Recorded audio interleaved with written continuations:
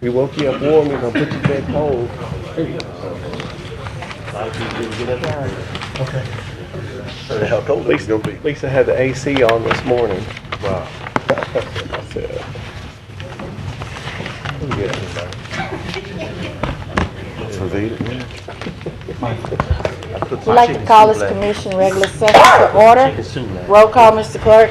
Dominic, Present. Johnson, Williams, Lynn. Present. Lowe, Present. Lynn, Yesterday, Thibodeau, Here. Scott, Here. Smith. Here. We have 4, Madam President.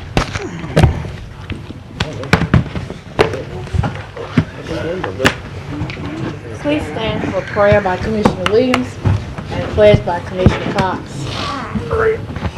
Everyone bow their heads. Father, in the name of Jesus, we come with bowed down head and humble heart. Thank you, Lord, for just waking us up this morning. Father, we pray whatever will be said and done in this meeting be done decent and in order with decorum. And we pray for our men and women who serve in our armed forces, the men and women who wear the uniforms here to protect our streets, firefighters, police officers, and our sheriffs. We pray for each other on this commission body, Lord, as we debate about issues that are important to all of us, especially to the citizens of Caddo Parish. Lord, we pray that everything that we say would be respectful to each other. Lord, this is the season of giving. We pray for the holiday season. Pray for our president, our current president, who's done an outstanding job. We pray for her leadership. She's done well as we close out this 2013. Lord, we pray that everything we do would not be disrespectful, and we ask it all in your son Jesus' name. Amen. Amen. Everyone, please face the flag. Bring the proper salute. Repeat after me. I pledge allegiance to the flag of the United States of America and to the republic for which it stands, one nation, under God, indivisible, with liberty and justice for all. Justice for all. That's the best part. I like justice. I like God. It's all about Matter, you have it. I don't want it. I don't care. Next item. Are there any agenda additions? Any agenda additions? Next item. None, we move to citizen comments. Citizens who wish to address the commission on any issue other than zoning, please fill out a comment card located in the chamber foyer and return to the president or the clerk of commission. Individual comments are limited to 3 minutes. Thank you. Wants to feel now. Thank you. You got some, though. I have.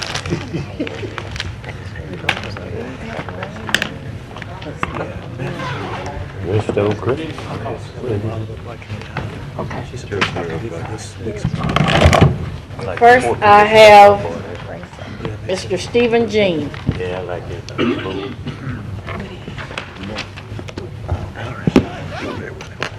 You didn't bring a gift? Not today. We like cookies. Well, most of you know me, Stephen Jean, with the Metropolitan Planning Commission.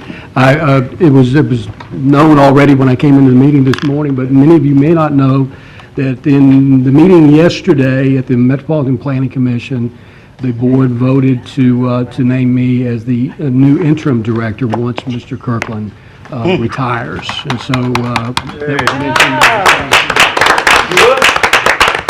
Looking forward to working with you, and as always, it's a pleasure working with this body. And if there's any time you need me, you know where to get in touch. I didn't get that. You know, what is your position? Once Mr. Kirkland's retired, I was named as the interim executive director. That's good. I like that. When's he retiring, Stephen? The date is January 14th. January 14th? Okay. Good. Welcome. All right. Congratulations. Thank you. Thank you very much. Commissioner Lynn? Will you provide the board a copy of that in writing? The actual minutes, we can provide that. Oh, no, the change. Yes, thank you. Yes. But Mr. Epperson invited me to come to speak to that, so I appreciate the invitation. Thank you, sir. Thanks, sir.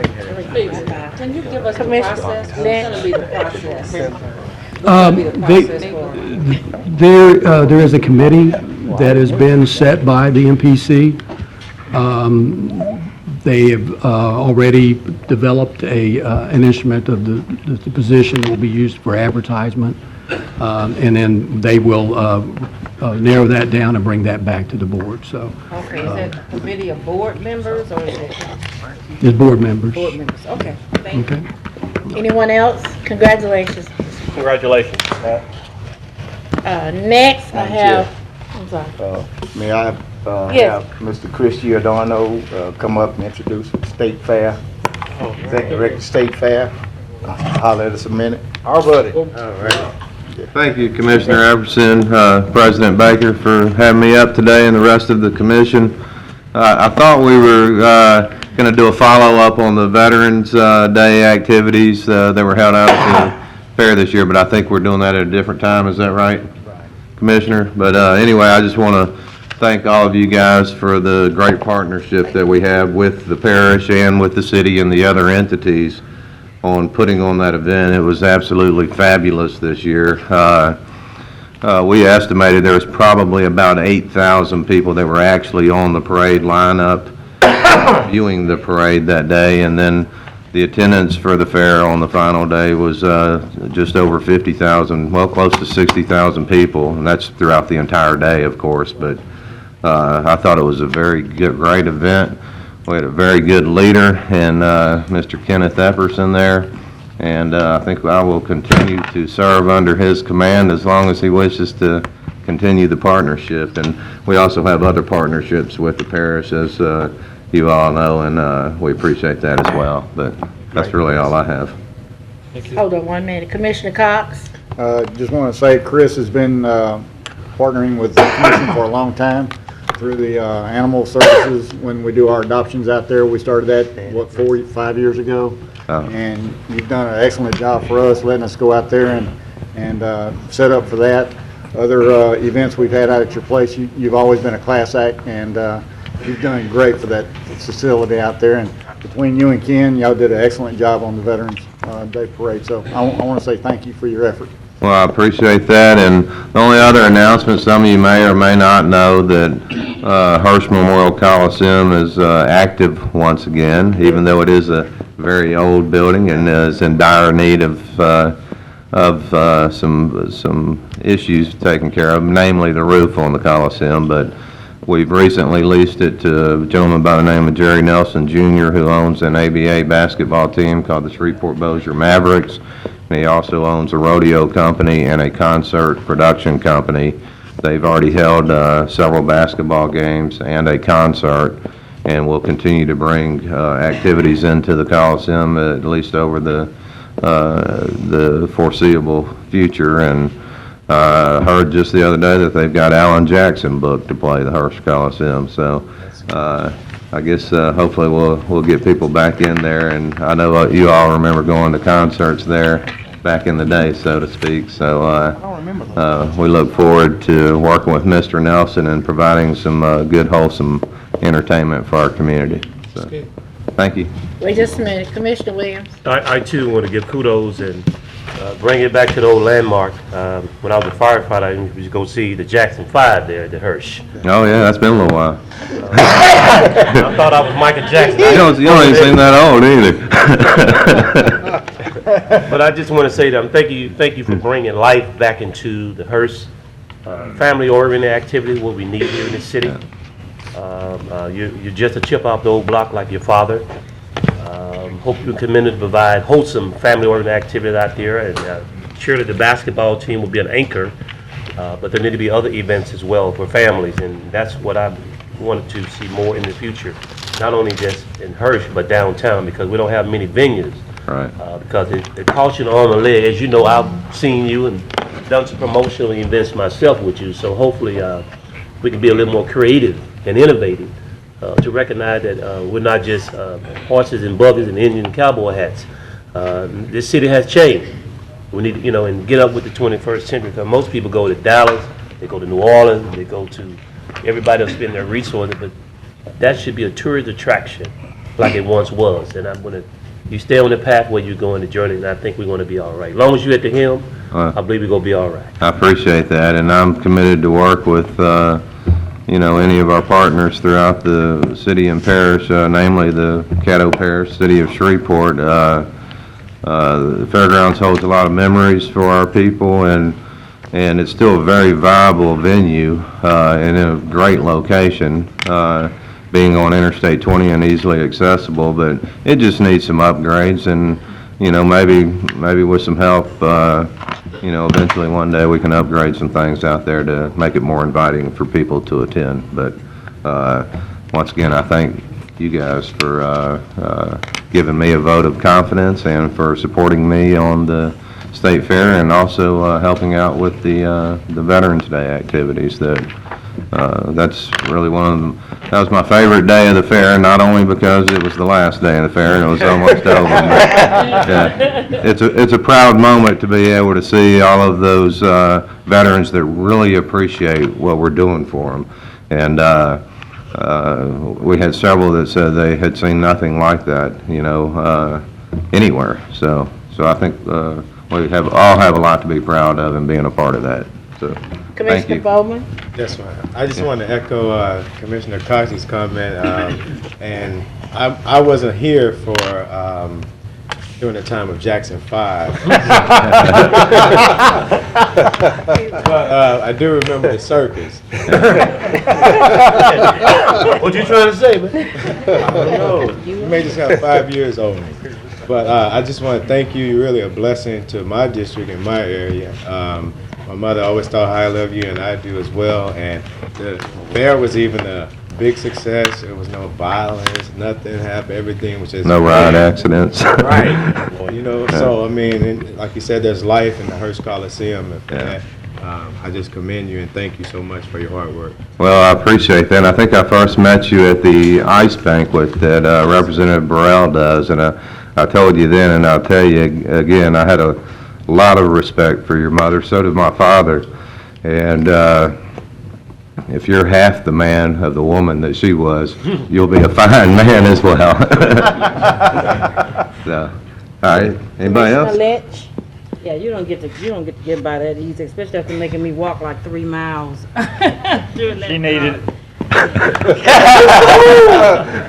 In my own cart next time. That's what Well. I really need. Let me say the Jackson 5 was my first concert at the Hearst as well. But I also saw the OJs, Frankie Beverly Mays too. There you go. One of the saddest memories that I have there is after Katrina. Right. When we had, you know, thousands and thousands of people in there. And but we have a real gem in our community, the Hearst Coliseum. It's just a gem in our community. We stepped up and, you know, we restored the Strand, we restored Municipal Auditorium, and it's time for us to restore the Hearst. And I think, I'm hoping that as we go forward, that if it takes the commission stepping up, that we will move forward with trying to restore the Hearst and hopefully we will make the fairgrounds complex. So thank you. Everything was wonderful. The weather was beautiful. You and God must have a real good relationship around the fair time. Well, I say a lot of prayers, I will admit that. But everything looked good, so thank you. Well, thank you, Ms. Lynch, and I certainly won't argue with you on your comments. I would welcome any type of financial support that may or may not be out there in restoring some of the infrastructure out there. That's what our issues are, parking lots and just old facilities that need some updating, but most of the structures are all in very good shape. They just need a little TLC that's a little bit out of our reach. But Maybe we get a I appreciate that. Thank you. Commissioner Epperson? Well, I was out at Hearst Coliseum when When it was built? when Stevie Wonder was called Little Stevie Wonder. I had Ray Charles called. What was Ray Charles called? Ray. I had experience at Hearst Coliseum when Al Sharpton was on his management team. Oh, okay. I James had Brown. experience at Hearst Coliseum when the lights go out. 503C, I'm not sure. Flick your bigs. Oh, yeah. Oh, yeah. Of course, I wasn't one of the big flickers. Right. But anyway, that's still an excellent venue. It's old, Yeah. but it's excellent. And with some revamping and the Shreveport Bossier Mavericks coming in, the gentleman that's going to be doing the concerts. I've seen the concerts aired. I had an opportunity to attend one of the games. It's an excellent venue, and I'm certainly hoping that we all, as a partner city, parish, the state, whomever, private entities can get together and bring that entire area back into fruition. And I think that can be done with a collaborative effort. Of course, I didn't want to do the presentation today because we don't have as many members that are present, because we have a presentation today at Bossier Parish School Board for 6 o'clock.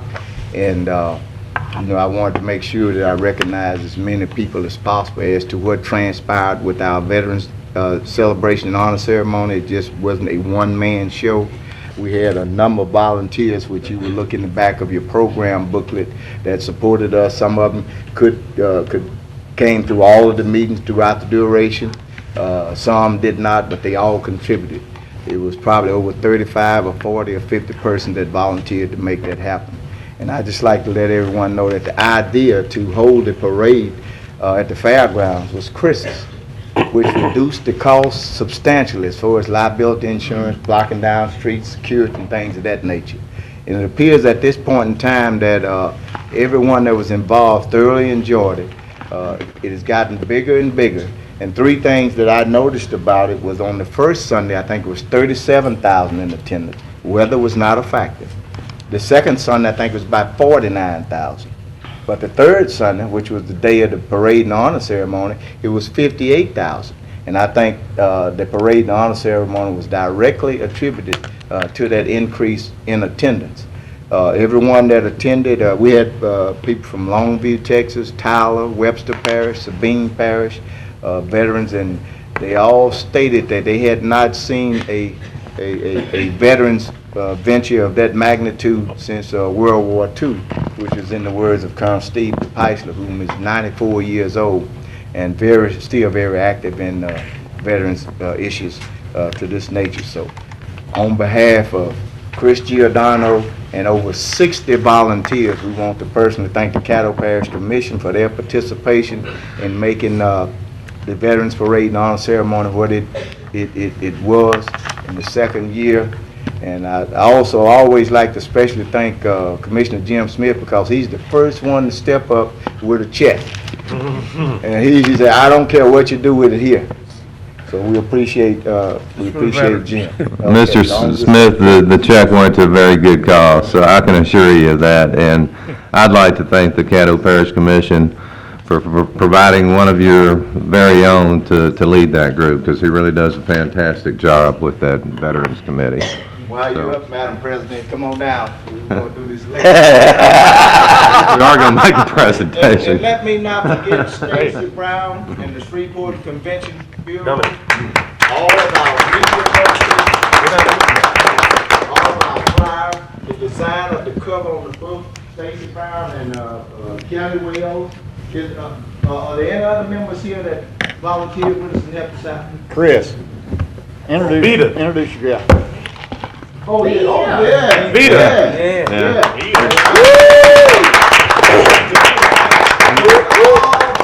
She's really the person that keeps everybody straight.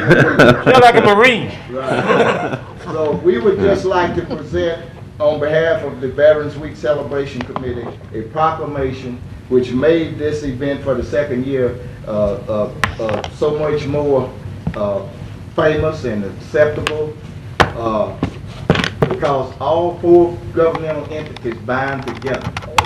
And we have a proclamation that's signed by them designating the week of November the 7th through the November the 4th through the 11th of 2013 as Veterans Celebration Week. It was signed by Lindora Baker, President of the Caddo Parish Commission, Cedric Glover, Mayor of the City of Shreveport, Lorenz Walker, Mayor of Bossier, Jimmy Cochran, President of Bossier Parish Police Jury. And we want you all to hang it in a prominent place, so we'll make this an annual thing, and it's going to get bigger and better each year.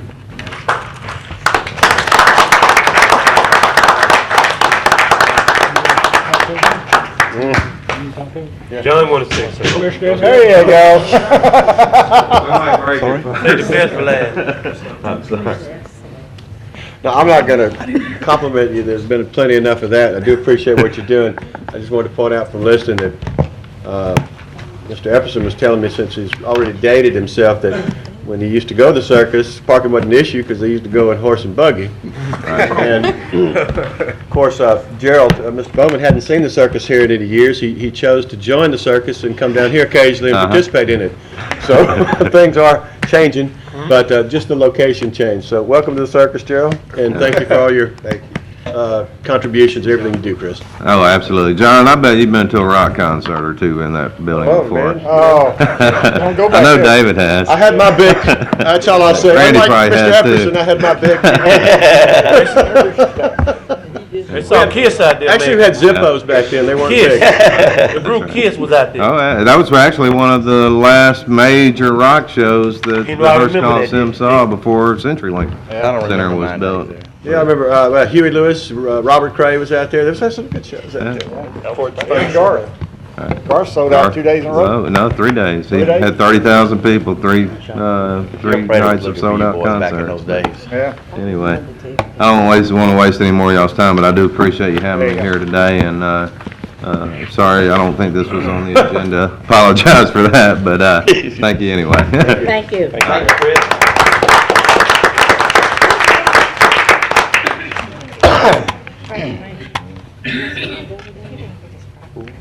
Tell him, Michelle, he didn't get his proclamation.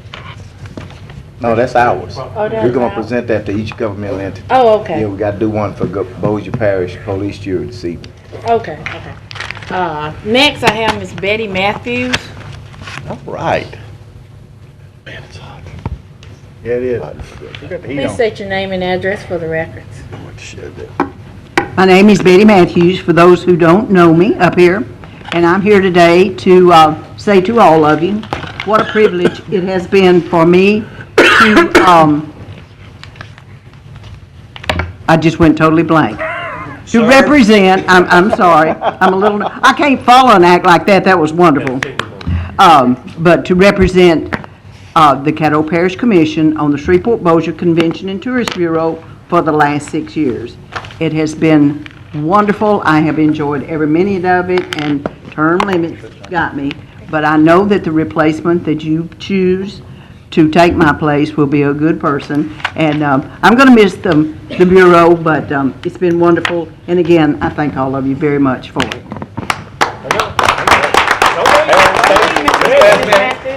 Miss Matthews. I can't get it down.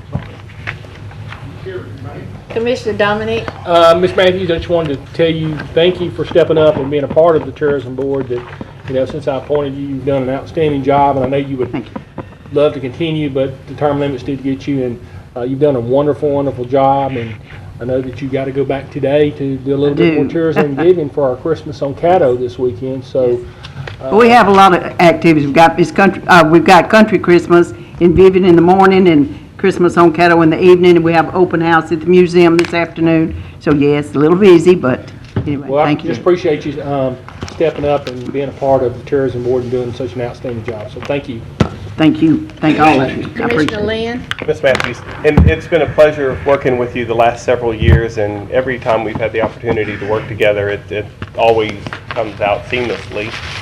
Most recently with the scenic byways and planting some more trees along the pathways to make sure that Northwest Louisiana remains a scenic way to travel. And thank you for working with us on that, and hopefully soon you'll see the fruits of your labor. Well, me too. Thank you. Thank you. Thank you so much. Thank you. Next, I have Mary Ruffin.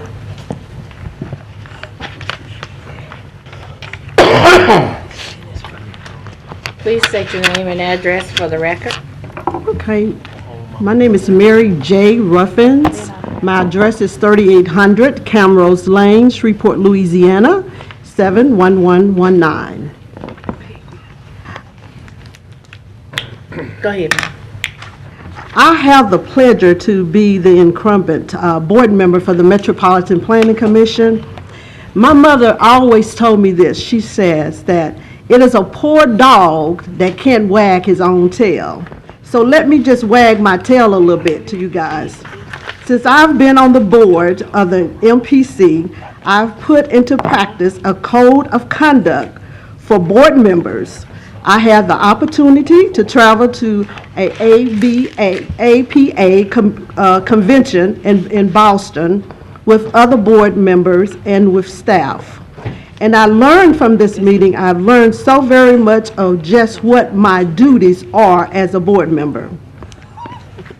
And at my own expense, I have traveled to state conventions locally in just in the state of Louisiana and have learned even more. I've had the opportunity to be a member of the board throughout the entire implementation of the master plan. Even had the privilege to write an editorial for the Shreveport Times in reference to how the community participated and reacted as they worked together to implement the master plan. What a privilege that was. Served on numerous committees, Executive Committee, Finance Committee, Zoning Enforcement Committee, Rules and Procedures Committee, Policy Committee, Community Planning Committee, just to name a few. I always conduct myself in a professional and as a professional in a professional manner. Now, did I vote the way some people wanted me to vote? Probably not. Did I always agree with board members? Probably not. You can't please all of the people all of the time. Well, I guess that's enough of me wagging my tail. Seriously, I enthusiastically, devotedly did all of this as a volunteer because I am a servant of the people and have made assurance to the city of Shreveport, Caddo to serve in their best interests. I am a self-motivated, hard-working, and dependable individual who have served on the MPC since December 2006 in the capacity as chairperson, co-chairperson, and secretary. I have a strong and unchallenged sense of ethics and strongly believe in planning for the people, not for the people. I serve and have served and will continue to serve on local boards and committees to better our community. It would be an honor and a privilege to serve another term. So today I solicit your vote and thank you so very, very much for this opportunity. Thank you. Next, we have Ms. Dodd. I have two. I'm sorry. Dr. Mary L. Wilson. Dr. Wilson? Mary. The other Dr. Wilson, the original.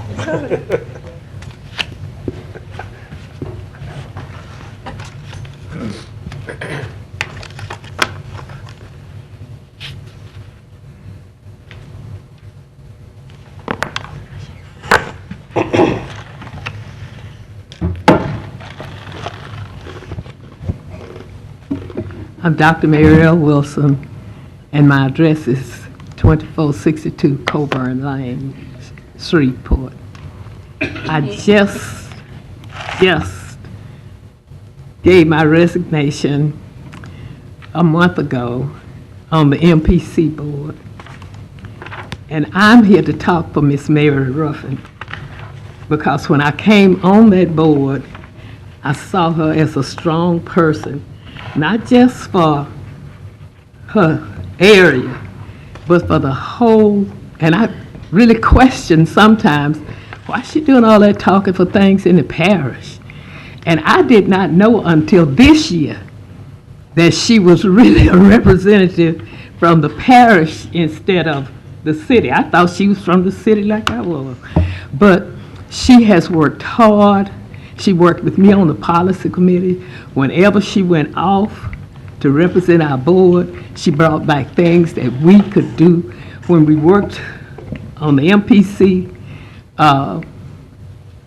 plan, it was night, it was day, it was all the time. She was always there. She could pick me up because I didn't like to drive at night. And she has given extra time. Now, there are some times, and I hate to bring up one particular time, that there might be a person even on this board who thought she was a little harsh.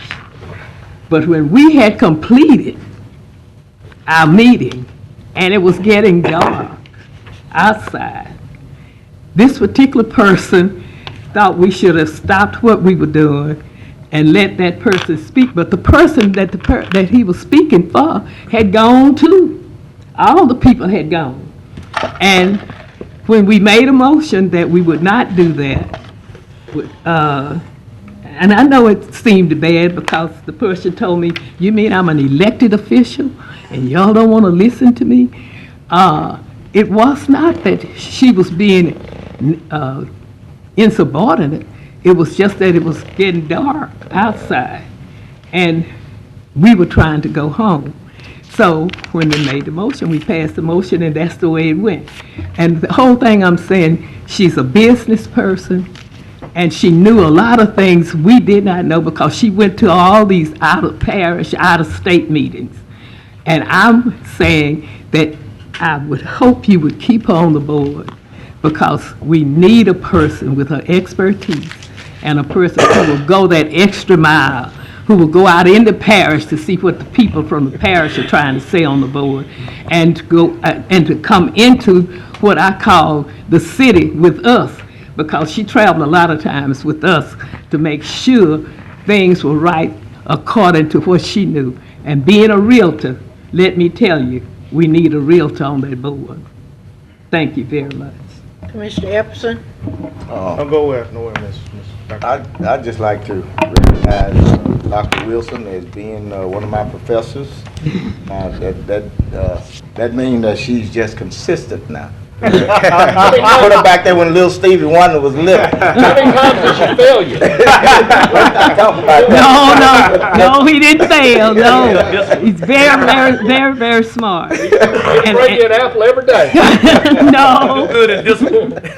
When I saw him the first time on this board, I think I stopped him somewhere, and I told him how proud I was because I knew that was one person you had on the board who was going to be strict, but at the same time worked like I don't know what for the city and for the parish. And I guess he decided he didn't want to work for the city because he wanted to work for the board that had all the money. So that's the reason he came. That's the reason he came here. He could have done well on the city parish, commission, but he didn't. He always came here and worked with you all. Is that it? That's all. Commissioner Johnson? Well, Dr. Wilson, I want to thank you for your many years of service, both on the MPC and what you did at Southern University. And I also want to thank you for all the wisdom you have given me as I campaigned in the King area, and I truly appreciate it. And I know that you're retired from the MPC, and I know you got something else planned, but I know you're not just going to sit down and sit at home. So just good luck for whatever you decide to do. Thank you very, very much. Thank you. I figured at my age, I needed to go while I could still see the way back home, and I could still drive. So that's the reason I got down. I'll still stop by for some wisdom. Thank you so much. I too want to thank you too, Dr. Wilson, for the work that you've done in the community. Thank you so much. Really appreciate your wisdom, as Commissioner Johnson said. It's really been a blessing to us. Thank you. So Thank you. so very And I'm much. speaking for another person with Wilson. That's the reason I'm here. Yes, ma'am. I certainly wouldn't be here if I didn't think she could do what she's supposed to do. Yes, ma'am. Thank you very, very much. Thank you. Next, we have Honorable Dottie Bell of the Caddo Parish School Board. Really? Yeah. Honorable. Yes, ma'am. Ring the bell. We have a happy Christmas. School is out. Good evening, good afternoon. I'm Dottie Bell, 7881 Jefferson Page Road. I'll say it again, 7881 Jefferson Page Road. That ain't my district. And I'm talking about the Dawson Road. The last time I came to you on the issue, and y'all laughed at me, was about the bridge. Remember when the bridge was replaced? We loved the bridge, but the problem that we had, we wasn't given enough time to find another route. And I think that at that time, we wanted the bridge, we couldn't find another route, and we was going to lose a lot of time going around. And I was the president of the community center. The Oak Hill community. Now, then I've served as vice president, and today I'm serving as the treasurer. I keep up with the little money. So I am very active. I'm not speaking as a school board member today. I'm speaking as a citizen, the homeowner. I own my house on Jefferson Page Road. And in case you want to come visit me, you know that beautiful park, Pinchback Park? That's my house in front of it because it's my backyard. So I was born and raised in that area. Where the park is located was our home because my father was the principal.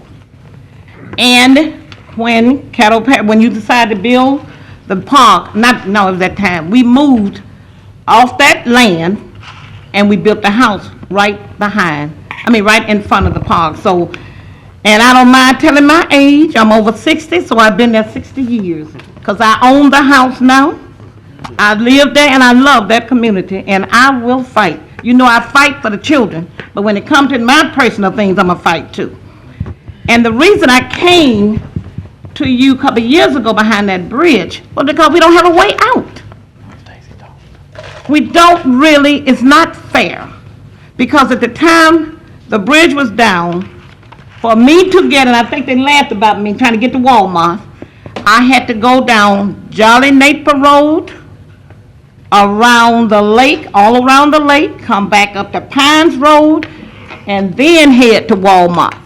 Now it's to a point now, and I'm saying what we're coming for today, this is something that we've been fighting for years. My father, them wanted this road so we can get to Greenwood quicker. For me to get to Greenwood now, even to my church, I have to go, I live 3 miles from the Road Center. I go around the Road Center, go up, Kelly's truck stop is here, I come back, have to go all the way to my church, and then to get to my favorite place, Walmart. Y'all know about my Walmart, my favorite place. Now, my neighbors who live on Dawson Road, when I want to visit them, when they want to visit Greenwood, they have to go down Jefferson Road, turn on Pine Road, then turn on Greenwood. Don't you know, if we had that road, it would cut out a lot of our traveling. It will save some lives. And when I came during the time that we did about the bridge, I was so concerned about the emergency unit. Yeah, we can save 5 minutes, but if I can save a second to save my life, you better save it. You better save me if it take a second, and you can get that quick a second, save me. I want to continue to breathe. But right now, it's to a point that the Lord has really blessed us for us to be able to have the land free. We can put that road right there, and I invite every last one of you come and follow me. And I can show you what I'm talking about. I can actually show you what I'm talking about. That road going to get me to Greenwood, get me to Walmart quicker, get me to my church quicker. We need to look at it. Now, I know money's an issue, but it's not with y'all. I'm like Dr. Wilson. I'm on the school board. We broke. The city broke. But y'all is there. I'm like, maybe I should have ran for commission. Because y'all got money. So I did a little research quick today. For the project of the road, you have $11.6 million. Could y'all lend me some so I can build a school in Greenwood? I can do it. All we asking, I'm not a contractor, but I just talked to some people, just to do that road, take only $2.5 million. Subtract that from $11 million. We're not even hurting the road project. What I'm saying, look at us. We are not people that just back in the backwoods. We're not like that. We have educated people. We have doctors. Everybody grew up in that area. I could have moved to Greenwood Hills, South Shreveport, everywhere. But I love that little country place because these are my neighbors who we take care of each other. And this is affecting all of us. It may be 10 houses or 20 houses on Dawson Road, but all of us affected up there. I live, in fact, I guess we're important, we kind of important, I guess, because I have 2 representatives. My house is in Patrick Williams, he represents me, that's my house. Across the street is my mailbox, and Jim Morris represents me. So that make us 2. When I go get my mail, that's my representative, and then when I'm in my house, Patrick Williams represents me. That's pretty good, isn't it? I look at Miss Ruffin. Every time we want to do something, we call her. We call everybody. Now, the only thing we missing is a mayor. That little area, we don't have no representative of mayor.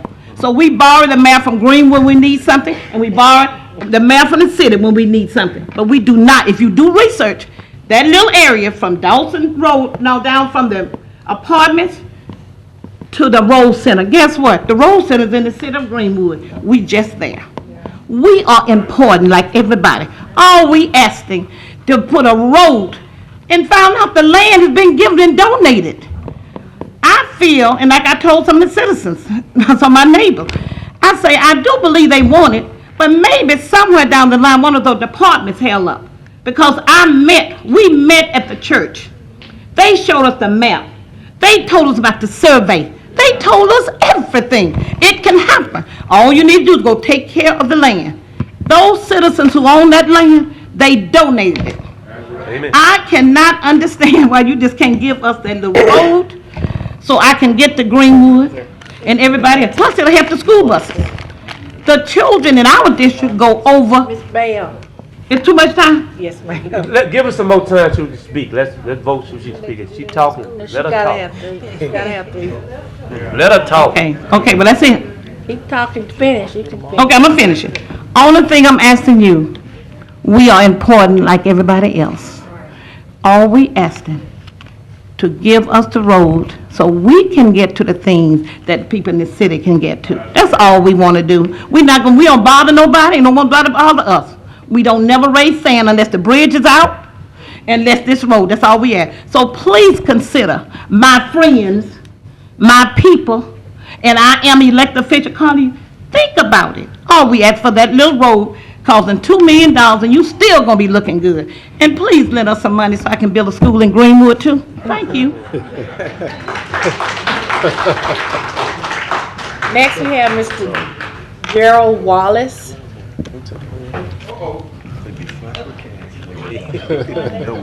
That's right. Shell. All right, y'all want to tell me how to do this? I ain't never done this. Please state your name and address for the record. Gerald Wallace, Jr., 3796 Page Lane, And you have 3 minutes. Shreveport, Louisiana. All right. Okay, just like you said, we need that road. Back in 1990, I seen 2 officers or 2 fire departments like got drowned down there where the bridge flooded out. Somebody went through there, and here they are trying to save them. The boat turned over, and here they are hanging on trees and limbs. So they got saved. That's just one time. I see my whole front yard just about. I live on right across the field. That whole creek would look like a lake. Just like she said, we need that road. We got a lot of elder peoples out there, a lot of them, and I'm one of them. And I think we need that road just as much as anybody needs theirs. That's all I got to say.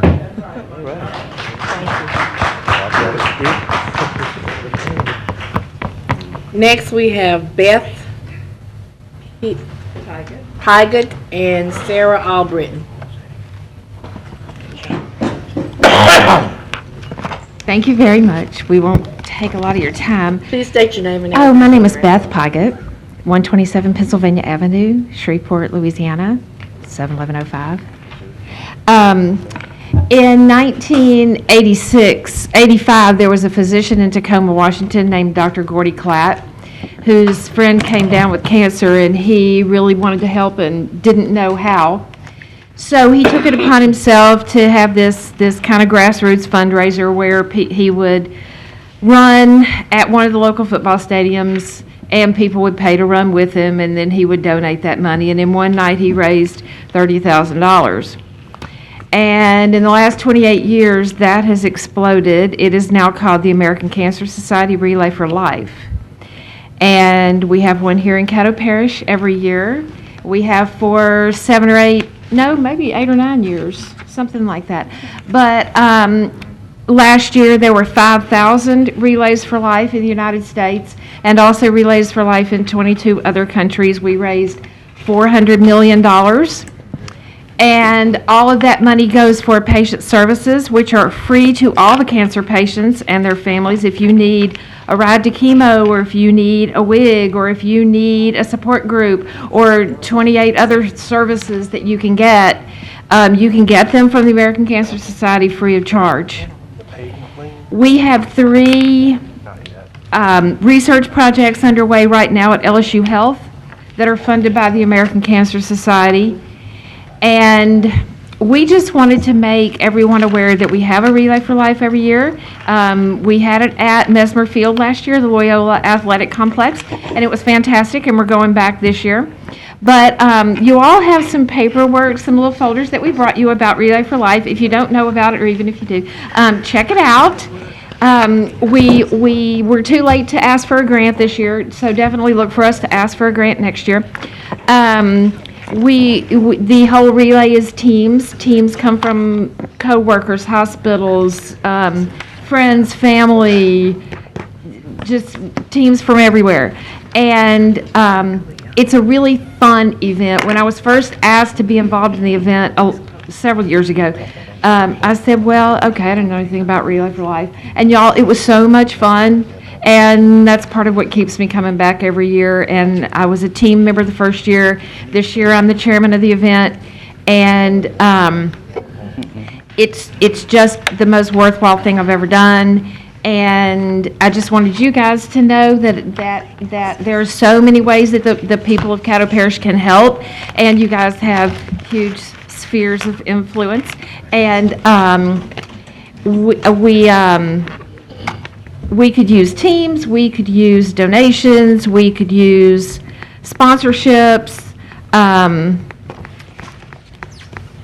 mostly just awareness of what all we do for cancer patients. Last year, we gave almost 7,000 free services to cancer patients in the Caddo Parish.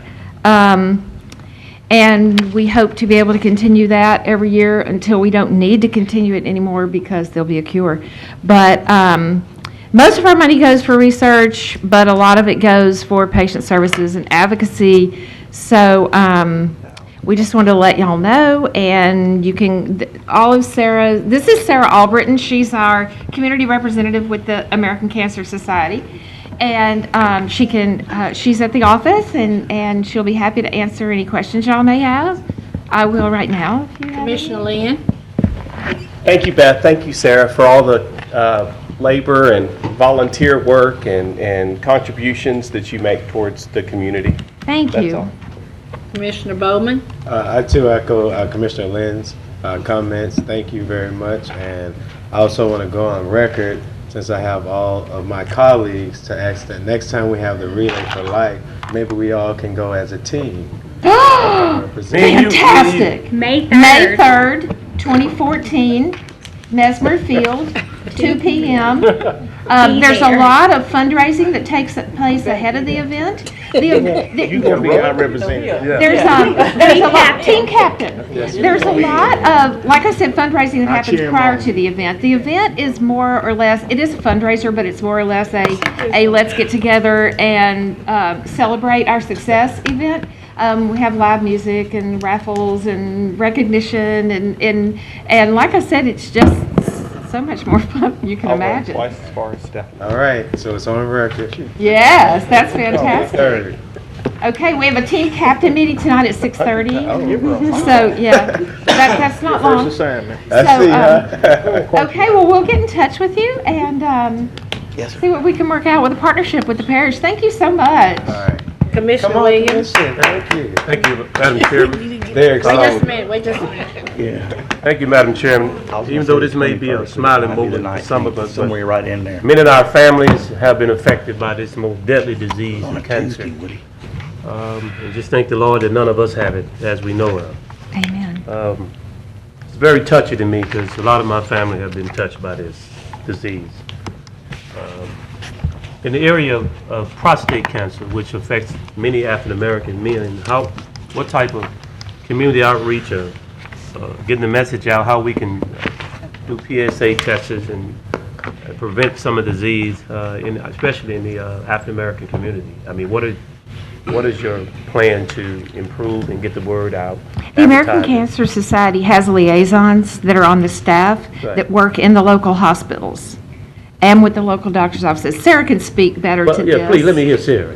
Actually, what is actually new for 2014, what we're starting to do is we've actually put people in the larger primary care facilities in the area. David Raines is one of them. We're also in a lot of the Willis Knighton clinics and things, and we're trying to get more awareness to the patient to ask questions. They're putting little flip books and kind of push cards that are kind of interactive in these physicians' offices. They're everywhere. There's stacks of them. They're in the waiting rooms. They're at the little checkout desk. They're in the actual exam rooms. And we're trying to educate people, men and women, because of breast cancer, cervical cancer, things like that. We're trying to educate people at their physician's office so they can have that one-on-one conversation with their doctor. Because you think about it, people think about prostate cancer or breast cancer or cervical cancer or whatever kind of cancer at home, but they're scared to talk about it with their doctor. And so these are kind of tools that are kind of icebreakers, really, that men and women are able to utilize to break down that complicated conversation or nerve-wracking conversation in the facilities, in these exam rooms, to make people more aware, more comfortable talking about it and actually getting an exam. Yeah, I'm more speaking on terms of prevention. For some reason, health conversation is difficult Very. in my community. So I'm looking maybe to outreach, maybe on the radio, do more radio announcements, or put an ad in Shreveport Sun or the churches, community-based organization. Meet those where they at. Talk about it. Talk about seeing your doctor. Prevention. That's what I like to see more done with the campaign, so we can prevent cancer. Certainly. I am on the fundraising side, but my boss and my boss's boss, they kind of have their hands in all of that, so I will. I'll leave you my card and Please do. I'll But thank you for pass the info along. Thank you for doing all the work that you do. There's never enough. Never enough money, never even the children that deals with it in Memphis, the little children. So I can't find words that are undefinable for the work that you do.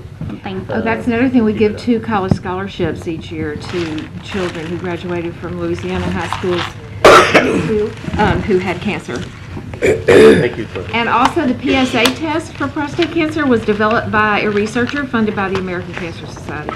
Thank you. Commissioner Dominique? Oh, I just wanted to tell Commissioner Bowman that Commissioner Baker and I would be on the team H2O. Okay. We will be the one to hand out the water. Perfect. Hey, everybody needs, there's a place for everybody. What's I going to do? Well, Commissioner Cox and LBJ want to be on our team too. So. There you go. Yeah, we'll do the water. Thank you, Vice President. Thank you for coming today. Sure, thanks for listening. We appreciate your time. Tell us if you have anything else. Okay, thank you. Next, I have Mr. Lester Smith. Went outside there. Where's he at? Good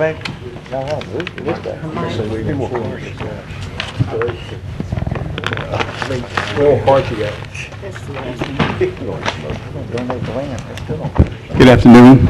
Afternoon. Lester Smith, name and address? Yes, sir. Please state your name and address for the record. Lester Smith, 4148 Theo Street, Shreveport, Louisiana. I'm here on behalf of the issue with the Dawson Road. And I'm kind of, I'm appalled every time that there's something needed. And just voting period, I'm seeing this line, and we can't seem to get away from this line, this race line. I don't think it's fair that we can spend money in a whole lot of areas, but when it comes to areas that affect black people, we have a problem with getting funding on a lot of issues that are pertinent to these people. I grew up I lived in Moortown, but I spent a lot of time on Jefferson Page Road. my family has land out there. And when the weather is bad, you can't get down Jefferson Page Road. And I dare you to try Dawson Road to Jefferson Page Road, because it's like a lake out there. And I have a problem when I see this line. You got 7 going this way, and they can always manage to find 2 of our people to always be in agreement with them. But when it's time to do something that's beneficial for us, we can't find that 1 vote that's needed. I think this body needs to take a good, long, hard look at how it does business, and our leaders need to take a good, long look at how they're willing to give of themselves, and you can't ever get anything in return. So I'm asking that you all go on and get this process done with. I hear that it's pretty much a done deal, so I'm just asking, whatever the holdups are, is that we get beyond partisan bickering, whatever the case may be. And a lot of people don't like to say it, the race issues where we're concerned, and just try to get this project done for those people, because it's a much needed project out there. That road, I mean, I feel like it should have been through there, because as a boy, I grew up out there walking that road from Dawson Road over to Greenwood Acres. Had to go over Rice Farm and over Johnny Welch had a farm there. We had to walk through there, and that road, it would help that area a whole lot if you all would consider that. Thank you. Thank you, Mrs. Smith. I have no more cards. Next item, Ms. Clerk. Next, we move to visitors. We have Ms. Stacy Brown, Executive Director of the Shreveport-Bossier Convention and Tourism Bureau.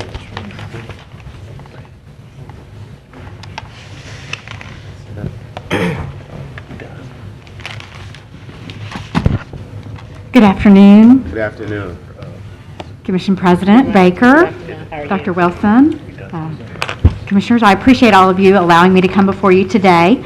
I know you've got quite a bit on your agenda, so I'll be very brief, but glad to answer any questions that you may have. You have before you our budget. We also put there a Holly Jolly Guide. There are a lot of things coming up this holiday weekend and in the future, and we want to make sure that you take advantage of all that we have to do in Shreveport and Bossier and Caddo and Bossier parishes. Each year we really look at our programs, check them for effectiveness, and look at trends in not only the local area, but also the regional as well as the national, and make sure that we're doing things that are effective and providing a great return on investment for our community. Some of the highlights for 2013, this was our second full year of the Shreveport-Bossier Sports Commission. You played a vital role in that, and we really appreciate your participation with that. Especially to Commissioner Escaday, who has vacated the room briefly, and Mr. Ante, who you appoint to our board. We also appreciate Dr. Wilson and Henri Wesley. They have worked with us on a number of programs, and we really appreciate that. With your assistance, we were able to host the Junior World Bass Tournament out at Caddo Lake, as well as the high school championships, and we have more coming for Caddo Lake. One of the reasons we've been able to do that is your commitment to Earl Williamson Park, and the additional parking that you put out there allowed us to be able to host some of these additional events. So we appreciate that commitment. Also with the Forestwood Cup and your participation, it was very successful, and we were pleased with the attendance and the number of visitors from outside the market. Of course, you've talked a little bit about the Mavericks earlier today. If you have not been to one of their games, I really encourage you to do that. They are growing every game in their crowd participation. The Hirsch Coliseum looks great, and they are a fantastic team. So it's great basketball, very reasonably priced, and you won't be disappointed. We are continuing to make adjustments. We have been working very diligently on working to overcome some of the challenges with the previous sports group, and we've been able to win over a number of different organizations that can do sponsorships with us, as well as working with the media and making sure that they're aware of the events that are coming up as well. One of the things we try to do is really work with our attractions. As you know, most attractions are funded by some type of public assistance.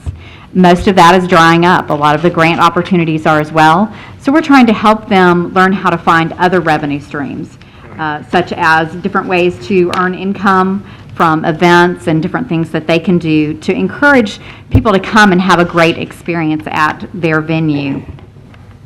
One of the things you mentioned earlier also, Commissioner Dominic, was the Boomer Bus Byway.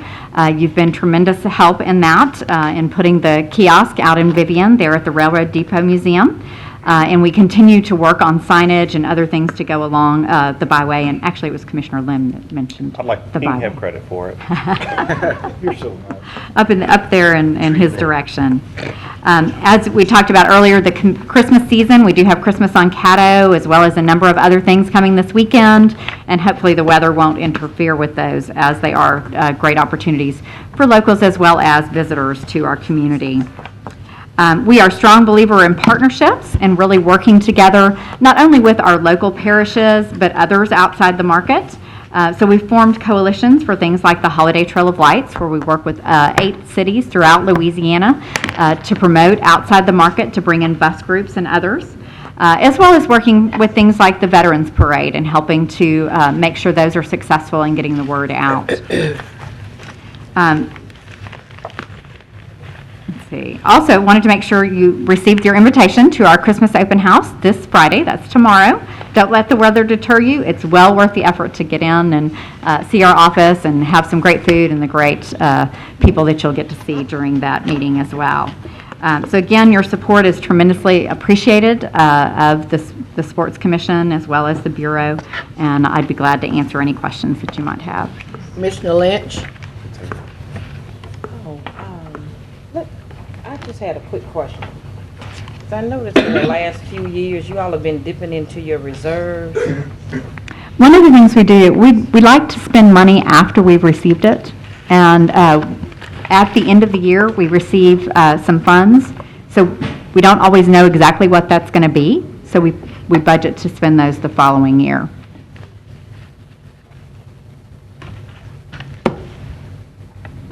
Say that again in English. Okay.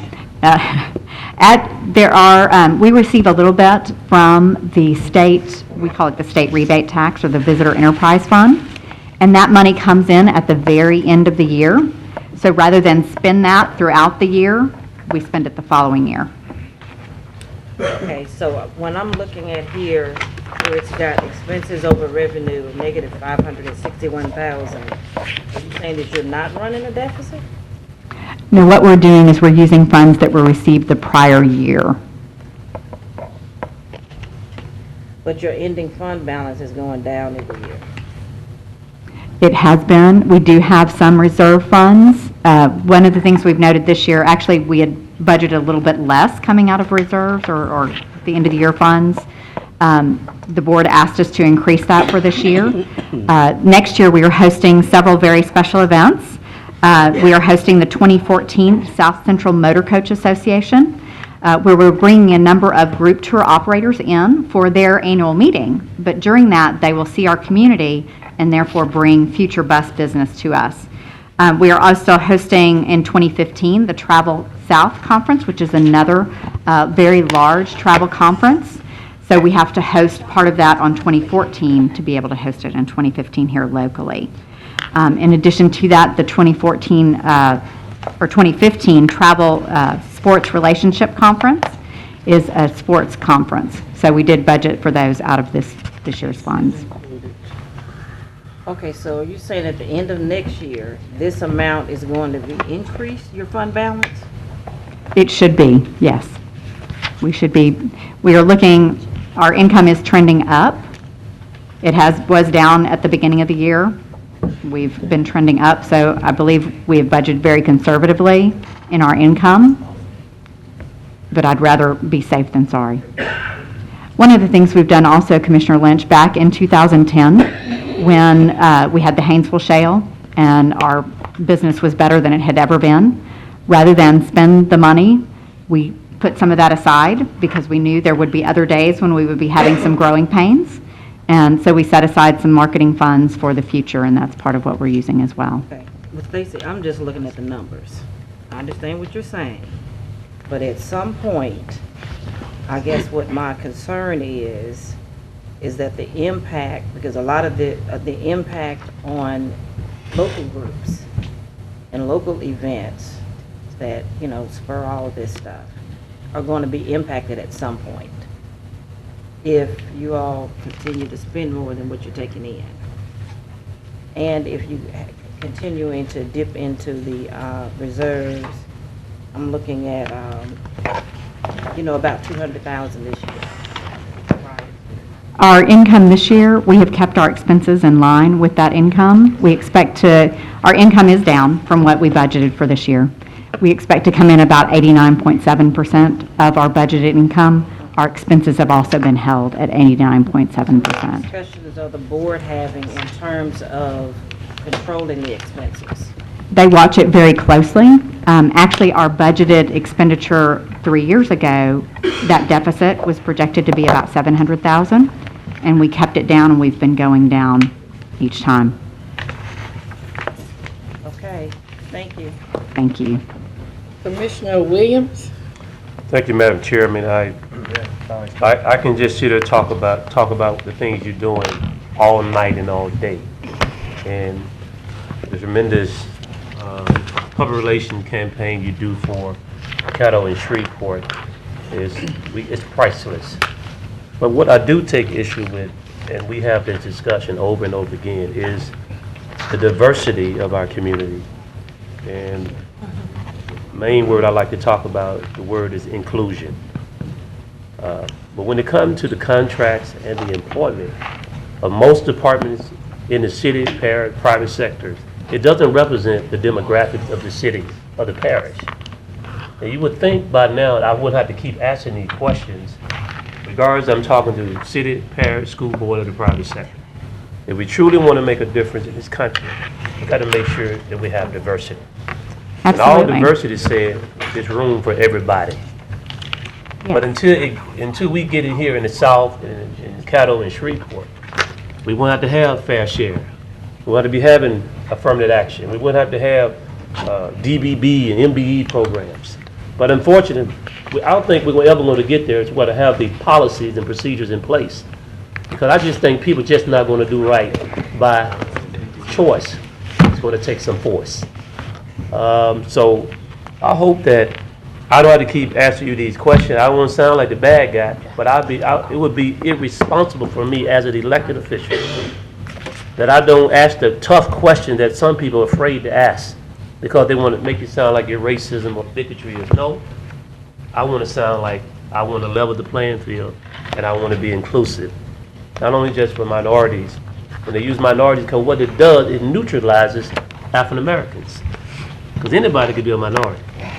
So what it does, it neutralizes when we can't get in the game to participate and receive some of these contracts and vending contracts. Because we got the bid system, we got the closed bid, we got the bid on the computer. But I want the one that has the best professionalism to get the bid. And hopefully sometime that African American win some of these contracts and some of these vendors. Because if I were to take a look at your list of vendors and contractors, they're not going to represent the diversity of the city. If I look at your list of those that had contracts with Shreveport vendors for years and years, it's not going to look like diversity. It's going to look like the same old people doing the same old thing, getting the same old contract. And I just feel that I shouldn't have to keep asking these questions. And it's time for a change. So I hope that you hear me loud and well.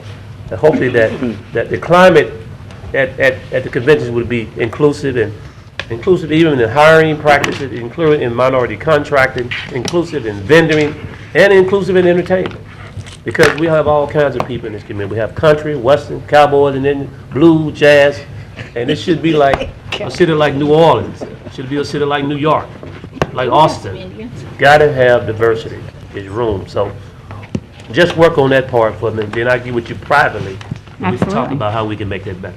Right? But anyway, you're an ambassador for Shreveport and Caddo when it comes to the face that they see and bringing all these great events here. And I'm proud of what you do, but I do want to address that somewhere down the road. Thank you.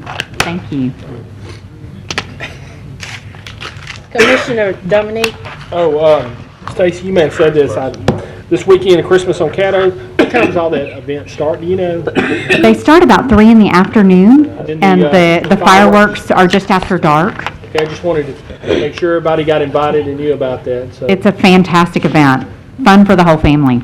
Yeah, hopefully it's not too cold, and we'll see you then. Yes. Thank you for coming. Commissioner Escudade?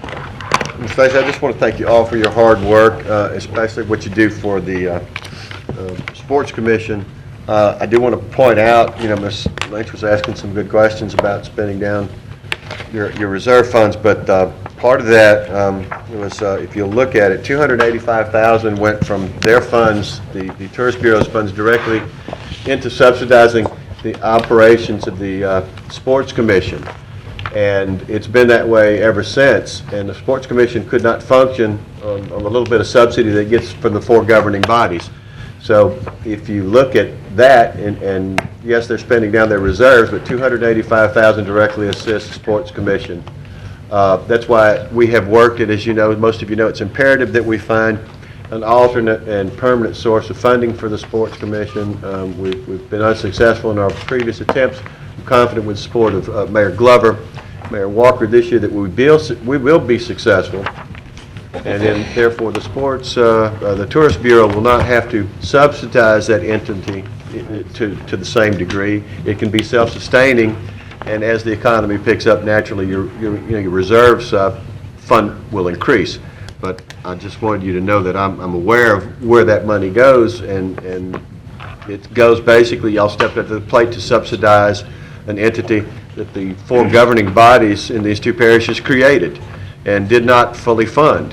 So I want to thank you for that, and I'm well aware of that, and hopefully we'll be successful finding alternate sources of funding, as well as, just to go ahead, and it's probably self-serving, but that body has done tremendous work in repairing the relationship we have had with Louisiana High School Athletic Association, getting events here. The basketball team you mentioned, they meet with them first, the ladies basketball team. They assist everybody who asks, Fitness for Life, Superman, everybody that asks gets help. I don't know that anybody gets turned away. Everybody gets something, and that's something to be proud of. And it doesn't matter where the event is or who brought the event or what it's about. So I just hope, and if you talk to other board members, because I know none of y'all will believe what I tell you, but there are other board members appointed, ask them about the work this body's done, and I appreciate all your help and Kelly's help, and hopefully we'll continue on. Thank you. Thank you. Commissioner Johnson? Okay. Stacy, glad you're down here today. One thing I want to ask you, what are some of the major events for 2014 that would help bring in the room tax? We do have several things. Some of them are, as I mentioned earlier, the South Central Motor Coach. Some of them are bringing in events that spur future business. A couple of things we hosted this year, just this week, we hosted Rendezvous South, which is a meeting planners conference that we started. So we had a number of very qualified meeting planners come here into our market to see what we have to offer. One of the things we hear over and over again when we bring somebody in the market is, we had no idea. Even though we may have been meeting with them at conferences for a number of years, showing them videos, talking to them about it, until they get here and experience what we have, they really don't know. So by hosting things like the meeting planners, the tour operators, we also hosted this year the North American Travel Journalists Association, where we had writers from Condé Nast Traveler and AAA Magazine and American Way Magazine, USA Today. Those were able to then write about their experiences here and give us millions of dollars worth of public relations value that we wouldn't otherwise receive. So we concentrate on a variety of things, not only sports, but also different events, as well as bringing in conferences that can then magnify for the future. Okay, but what do we have for 2014 that? We don't have, as far as, like, we had this year the Forestwood Cup and last year the Bassmaster Classic. Right. Well, I mean, Unfortunately, those things are extremely expensive, so we don't have anything of that magnitude coming this year. But we do have the National Wakeboard Championship coming back again, which also does include television coverage. In fact, because of that, some people see it on TV, then decide to come here for their conference and other things. So we do have a number of events that are not quite as big as those, but are still very impactful. Okay. All right. I won't hit you with the sports commission stuff. I'll wait until I talk to them about that. Okay. Thank you. Commissioner Lynch? Oh, you're back to me already? Okay, I'd want to be clear that, and I guess I want to clear this up in my mind, because I don't think, I'm real clear when the Sports Commission was formed, that you all's role with that and taking on some of that responsibility for getting that going was not to subsidize.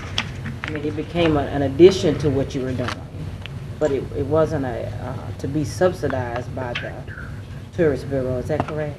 What we do, we actually, within the Bureau's budget, we spend like all the marketing dollars, the trade shows, the things we do to get an event here. Once we have an event, we set aside money into that, the Sports Commission budget and the major events budget. Those are totally separate from the Bureau. So we take actual cash from the Bureau, put them into that to help fund the support of the events themselves.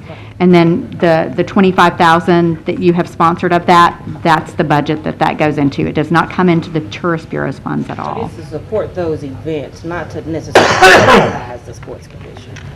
Well, it's the funding of the Sports Commission. Okay, so I just wanted to be clear on that. Thank you. Thank you. Y'all have a great day. Merry Christmas. You too. Excuse me, I needed to extend the visitors list with one other visitor, Ivy Latin.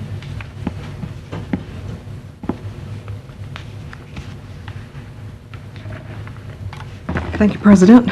I'm Ivy Woodard Latin, 3491 Fontainebleau Road, Keithville. I'm here to speak on behalf of Shreve Memorial Library. Your library, the library, Shreve Memorial Library, will celebrate 90 years tomorrow morning at 10:30. I'm sure all of you probably have received an invitation. We're just asking all who would wish to come out and be present for that ceremony. Okay. Thank you, President. So much. We'll be there. Thank you. Thank you. Next item is... Next, we'll move to communiques and reports. I have one notice I need to read into the record, if you would allow me, Madam President. Notice is hereby given that the Caddo Parish Commission of Caddo Parish, Louisiana, the parish plans to consider a resolution ordering and calling an election to authorize the issuance of general obligation to be held within the parish of Caddo at the meeting on Thursday, January 23rd, 2014, at 3:30 p.m. at the Government Plaza Building, 505 Travis Street, Shreveport, Louisiana. This same notice will be published in our official journal on the 12th. Okay, thank you. Go ahead. Commissioner Epperson? What's that? Would you Well, explain? I was know what was he reading? Yeah. was Would that you something- explain who'd that come from? That came from Foley and Judell and Finance. Explain that to us, to me, Yes, please. yes, Commissioners, that's just if you do decide to consider that, you have to read that notice and have it published. It does not obligate us to anything. It's just if you decide, you have to have something like that notice read at least 30 days prior to if you decide to consider a bond election. You have to read and publish that notice 30 days prior to considering that. So to consider a May election, you would have to do something in January. So you needed to read something, a notice that you may consider that at this meeting. Who decides whether we may decide to have this read at this point in time, 30 days prior? I mean, what has anyone said that we were going to call an election? I mean, I don't understand.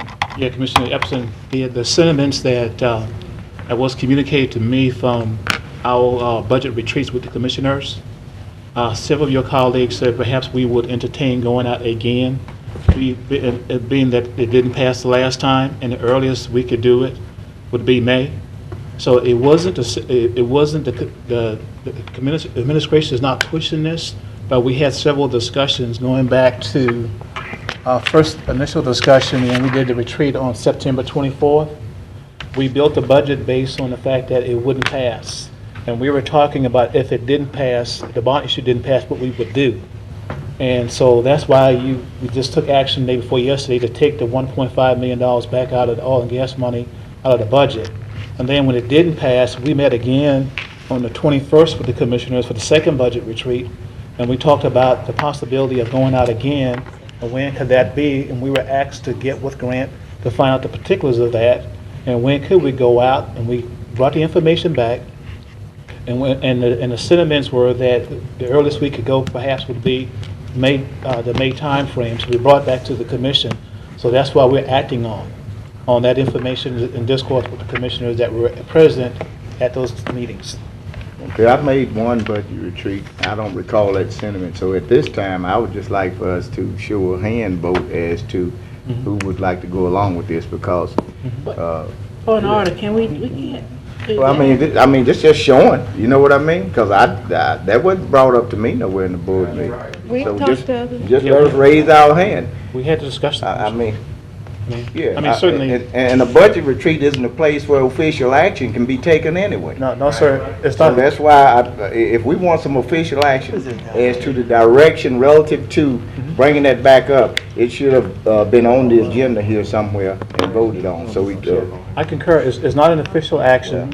That action will not come until you decide later if you I don't want to do understand it. that, but I'm saying even the intent that you have there, you saying it was the sentiment of. Yes, sir. But it wasn't my sentiment. I don't remember that. Okay. I mean,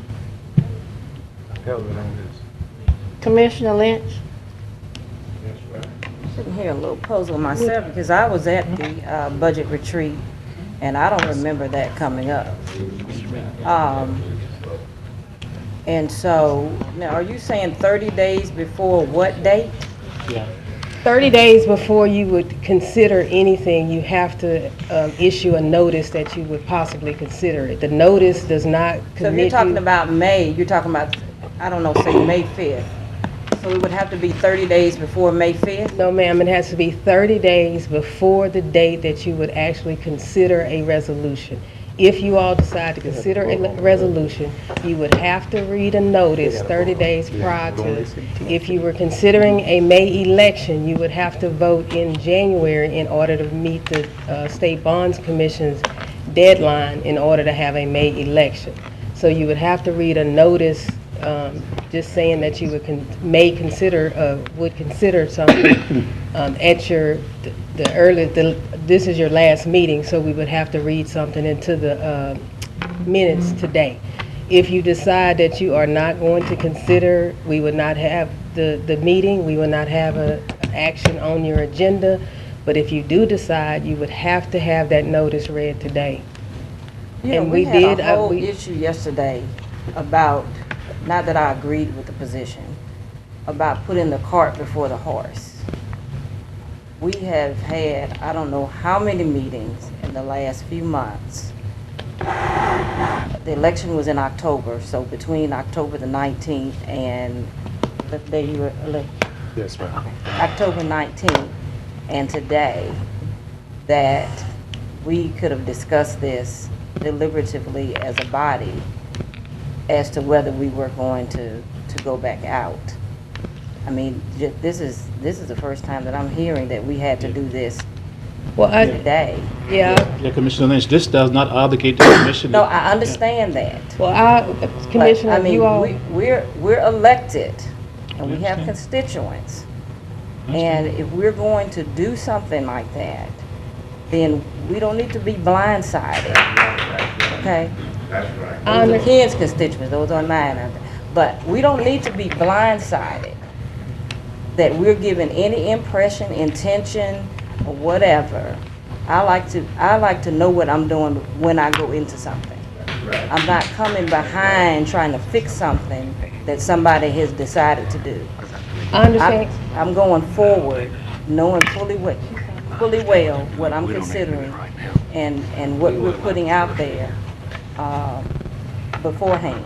So if we were under a time constraint that there were certain, things that had to be done at a specific time, we've had plenty of time since October to actually discuss this as a body as to whether we were going to do this in May, because the interview that I saw on TV that was done by Mr. Wilson said November of 2014.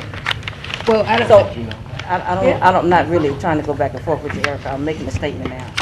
I'm looking at you, but I'm actually making a statement. No, I understand. That interview said November of 2014.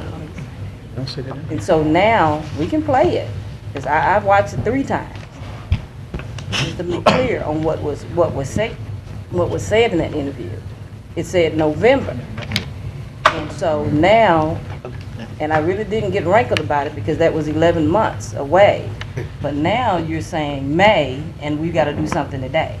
That's a whole different, you know, I mean, we got to read this notice. Not that we have to vote on it, but we have to read this notice. Which, to me, is saying to my constituents that we're, you know, there's been some deliberations on it. Now, the sentiment, I don't know where the sentiment came from. But I would hope that, I don't even know if we had a quorum at that budget meeting for to get a sentiment of what this body feels. I understand, Commissioner. If you all Yeah. were not, it was my understanding that we communicated to you all through the budget process, and through after the election, we talked with commissioners and communicated the process that needed to be done if you all were to. So if you feel, I apologize if you feel like you were not it was not communicated to you that this action was necessary. Okay, Ms. Bryant, let's go back now. I probably read more stuff than a whole lot of folks up here. There's not much that get by me. I may read more into some things, but to say that I didn't get something, that I don't think anybody believes that. Okay? No, I'm not saying you didn't get it. I'm saying that because usually you're going to get some response from me. Everybody up here knows. Particularly on something like that. I'm not trying to indicate we sent something to you in writing and you didn't get it. Okay, That's not what I'm saying. discussion, writing, any of that. I have not had any of that. And I was at the budget meeting. I did not hear a deliberative substance, because we're there to talk about that. I know we talked about the shortcoming and, you know, it didn't all of that. But when you're talking about going back out and calling an election, that's a whole different ballgame. You know, we talk about a lot of things. We talk about the Cowboys and the Saints. Hold up. Okay, so. Who that? So, I'm not taking just some sidebar discussion as a deliberative or collaborative measure going forward on something like this. I'm not taking no sidebar about what anybody is saying when we're at a budget retreat. Yes, ma'am. Okay. Yes. So I'm just a little concerned that this came out of the blue like this today without proper notice. Thank you. Commissioner Johnson? Well, I won't talk much on that, but I do want to say that, you know, I guess since I've been up here, I've always said that communication sometimes is a breakdown between all of the commissions and staff, and that we really don't have any super commissioners. Everybody has one vote, and everybody represents a certain region of Caddo Parish.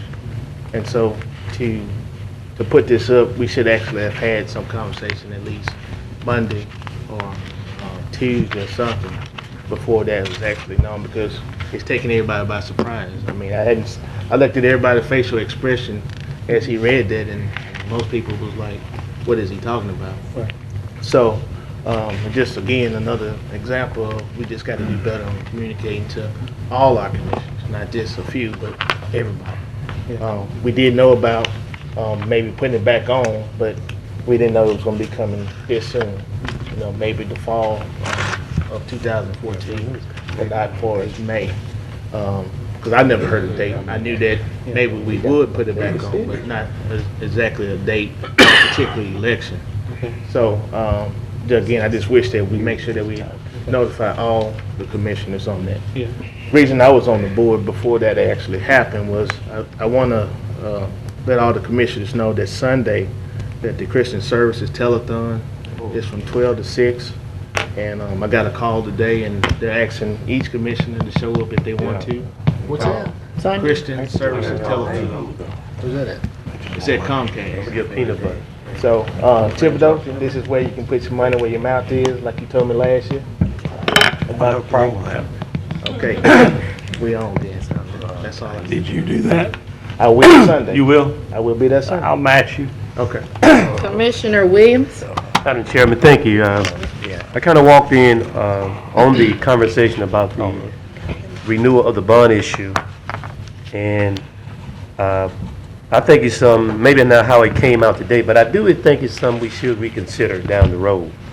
But my only problem is that when we do ask the bond issue, the same people that voted, asking to vote for the bond issue can't get a road in their district. So when we do go off a bond issue, make sure that it represents the diversity of the entire Caddo Parish, and there's some in it for everybody. Yeah, you may want water and sewage in your area, but they may want a road in their area. And then you ask for don't just take from voters and citizens. Government good at that, but they don't distribute out diversity like they should. And that's the problem.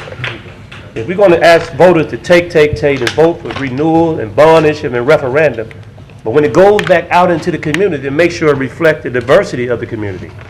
And I don't have a problem with talking about the bond issue, but let's make sure we get something where we may put the road in the bond issue and let people decide. So we have to, make sure that we paint a picture of what's in it for everybody. That's a new radio station, so you need to turn it on. What's in it for the citizens? A lot of time, people don't hear about what's something in the community because the volume is so low that it goes out in different areas of the community. So let's learn, let's practice this. Let's practice this of working together, not just in rhetoric, but in reality. And when we talk about split this pie up, this economic pie, this shared revenue, this shared resources, it's shared. I mean, it's shared together. So if people need a road in their area, they need a park in that area, and you need water and sewer in your area, put the piece in there for everybody. And I think we'll have a problem selling it because it'll be inclusive. We can market it. Everybody gets some. You can put a zoo in it.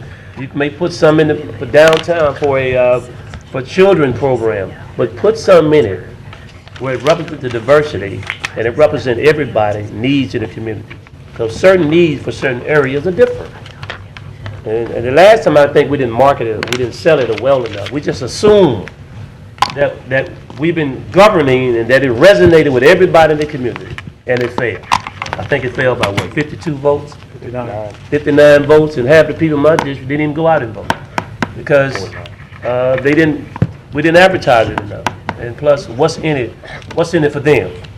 So we can't continue the way we're going. We got to do a better job in showing diversity in this community and being inclusive.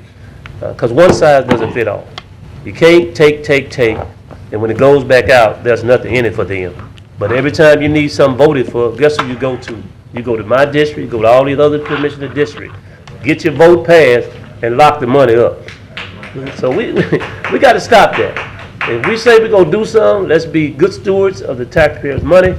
Let's be honest with each other. And when it goes back out in the community, and we vote for something for the entire community and the Caddo Parish as a whole, make sure there's some in it, a slice of the pie for everybody to eat. So I don't have a problem with reconsidering it, and maybe it was brought up today out of context, but I do feel it's something we need to discuss. That's the way you do capital projects. You do bond issues. That's the way I know you do them. All the years I've been up here, you put out bond issues to do projects. And when they mature, when they mature, then you do the project. So I don't have a problem, but just make sure we get something for everybody. That's all I'm saying. Thank you. Commissioner Lynn? I was at the last budget meeting, and I remember open conversation with Dr. Wilson in regard to bringing the bond back up. And I remember several conversations in the last month considering bringing this bond issue back up. And I want to thank administration and Erica for thinking forward and getting Clerk of the Commission, Mr. Hopkins, to read that out loud. I didn't vote for the bond when it came up for renewal, and I preached against it. However, if this body wants to be prepared to make a choice to vote either yes or no to put this back on the ballot for May, I commend administration for having us prepared enough to be able to make that decision. And so they have done their job in putting this out here. Yes, it did surprise me. Yes, it might have surprised everybody else. Yes, they probably could have communicated this out to all of us so that we would not have been surprised. However, that's really the only fault I see here. I see them doing their job by being able to let us make our choice on whether or not we want to put this vote back out to the people in May. I'm not going to vote for it, but I appreciate that they're thinking forward enough to allow us the choice to do that. They don't allow us, we make that decision. Anyway, They don't allow us to do anything. we make the decision to put it on there, and we make that decision, but if they want to put out there, anyway, thank you, Madam Chair. Commissioner Epperson? I want to go after Commissioner Escaday, swap places with him. Because he's second round, anyway. Commissioner Escaday. Oh, okay. I just wanted to kind of comment, follow up on what Matthew said. I remember a discussion about it, and all the administration has done is allow the window for us to consider a May election not to expire. And I even had a conversation as recently as yesterday with Todd Hopkins about it. So all he's done is the administration prevented a door from closing on us in case we wanted to take advantage of it. Looked out for our best interest. And this has been discussed. I've discussed it with him several times. I don't know what I'm going to do about deciding whether we can put it all out in May or not, whether I'm going to support it this time or not. But I know we still have the window now to be able to do that by reading this. And I even had a conversation with Todd yesterday because we were on the trip up there to All City and Biven and asked him about it. He said, yes, we have to do that tomorrow. So if you want to blame somebody, or if somebody's name needed to put on it, he could have well put my name on it because I said, well, we need to do that. We don't need to lose that option. So I'm not shocked by it, and it wasn't, our call, but this did require action for the body, and I think that could be easily an administrative decision, or any one of us could have sat here, and if we needed to make it feel better for everybody, I could have read the thing myself. So I'm just happy the door's not closed. Whether we're going to walk through the door, I don't know. But that's all I got to say. Thank you. Commissioner Bowman? I just want to say I remember I attended that meeting. I do remember discussion about it being brought up, but I never heard anything further about a date or anything beyond that. So to say that it wasn't discussed is not true, but it was discussed. A date and anything about us as a whole discussion, I don't recall that. That's all. Commissioner Epperson? That's the issue here. This should be an agenda addition. You know what I mean? The clerk or no individual can make a call to have something like that read into and be official. If we want to take action on that, it should have been an agenda addition at the proper place on the agenda. And then voted on by this body. Because I don't care what nobody else heard, nobody said nothing. Now, I did an interview, they come on Fox 33, they come out and asked me about the bond issue. I said, the people have spoken. Yes, it was 59 votes. I was even against it initially. If you look back, I voted against putting it on there. But subsequently, I changed my mind. I spent my own money, gave a lot of those people flyers out there asking them to support it. Because I had been told by folks down here that if that passed, it was going to help enhance us get that road. That's right. You see what I mean? That's So right. I've got to the point now where it's making me feel very uneasy. You know what I mean? That people, now, hell, I can count to 6. If I call up 6 people that's going to be in my favor, and I can say, yeah, we discussed it and I got a consensus. But didn't nobody call me and ask me? Right. Yeah. You know what I mean? I got proof right here where I signed a flyer.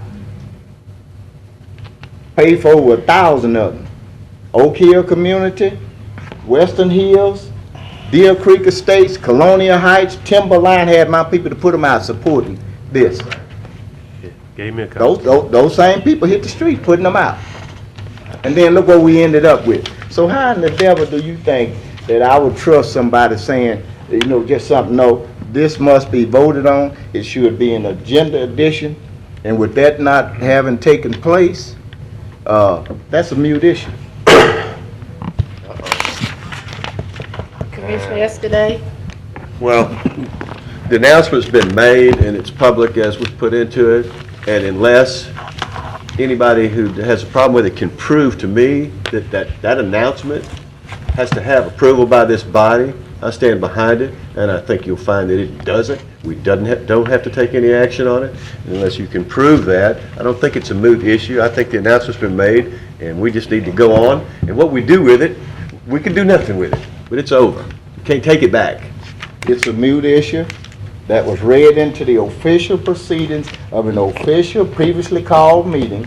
It was not on the agenda that was publicized in accordance with the open records law. So therefore, this measure should have been voted on as an agenda addition. Communications do not have to be reported on, and that was a communication and a public announcement. And as I said, it's official until someone can prove that it's not. I just did. No, you did not. Prove to me that it's lawful that it's not. No, it shouldn't. Prove it then. Commissioner Show me where Yesterday, it is. Commissioner Show me where it is. Epperson. What's next? The agenda addition. Next item, Mr. Clerk.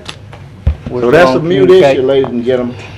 Still on communiques and committee reports. Say it all you want, don't make it so. Communications and committee reports. Commissioner Lynch. Point of order.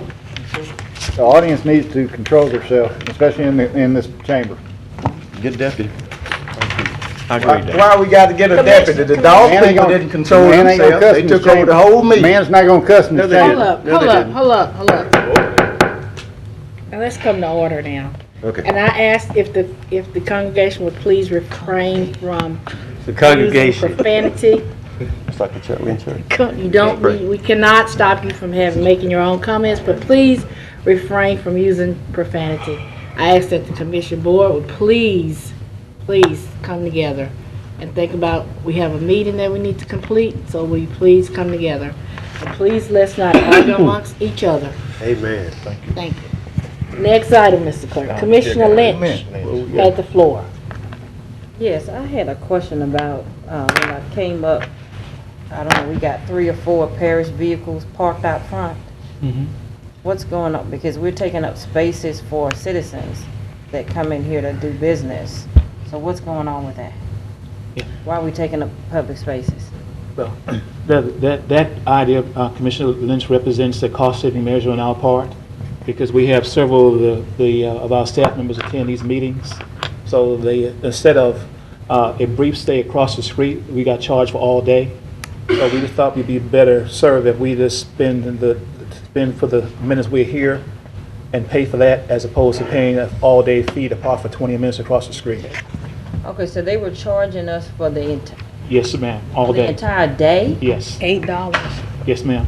Yeah, if they, That's the city.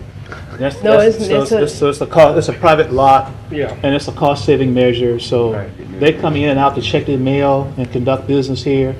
And they were only here for a brief stay, so instead of paying for all day, we just have them park in front of the meter if it's available. Okay, but for a commission meeting, which can go 3 or 4 hours. We're taking we up can ask them, spaces. we can, they Well, can. we can go back across the street and pay all day. I have no problem with that. My concern is that we are taking up spaces for, 2 or 3 hours from the public, from the community. Yes, People that come down here to transact business and do whatever they have to do here, pay their water bill, little old people, all of that. I mean, so you're gonna force them to go across the street and have to pay. So commission Or meeting circle days, around and circle around, or walk longer, or what have you. So, I mean, we got the money, we'll be fine. If on that 4 times a month, if they go over there, the directors have to park over there. If y'all need to carpool, if I need to come pick you up, I mean, there may be some other ways that we can save some money. We'll take the undivided Okay. percentage. But I don't We'll want them take care taking of up it. spaces from the public, and the public having to go over there and pay, or circle around and to find a parking space, because all of our vehicles are out front. Okay? Thank you.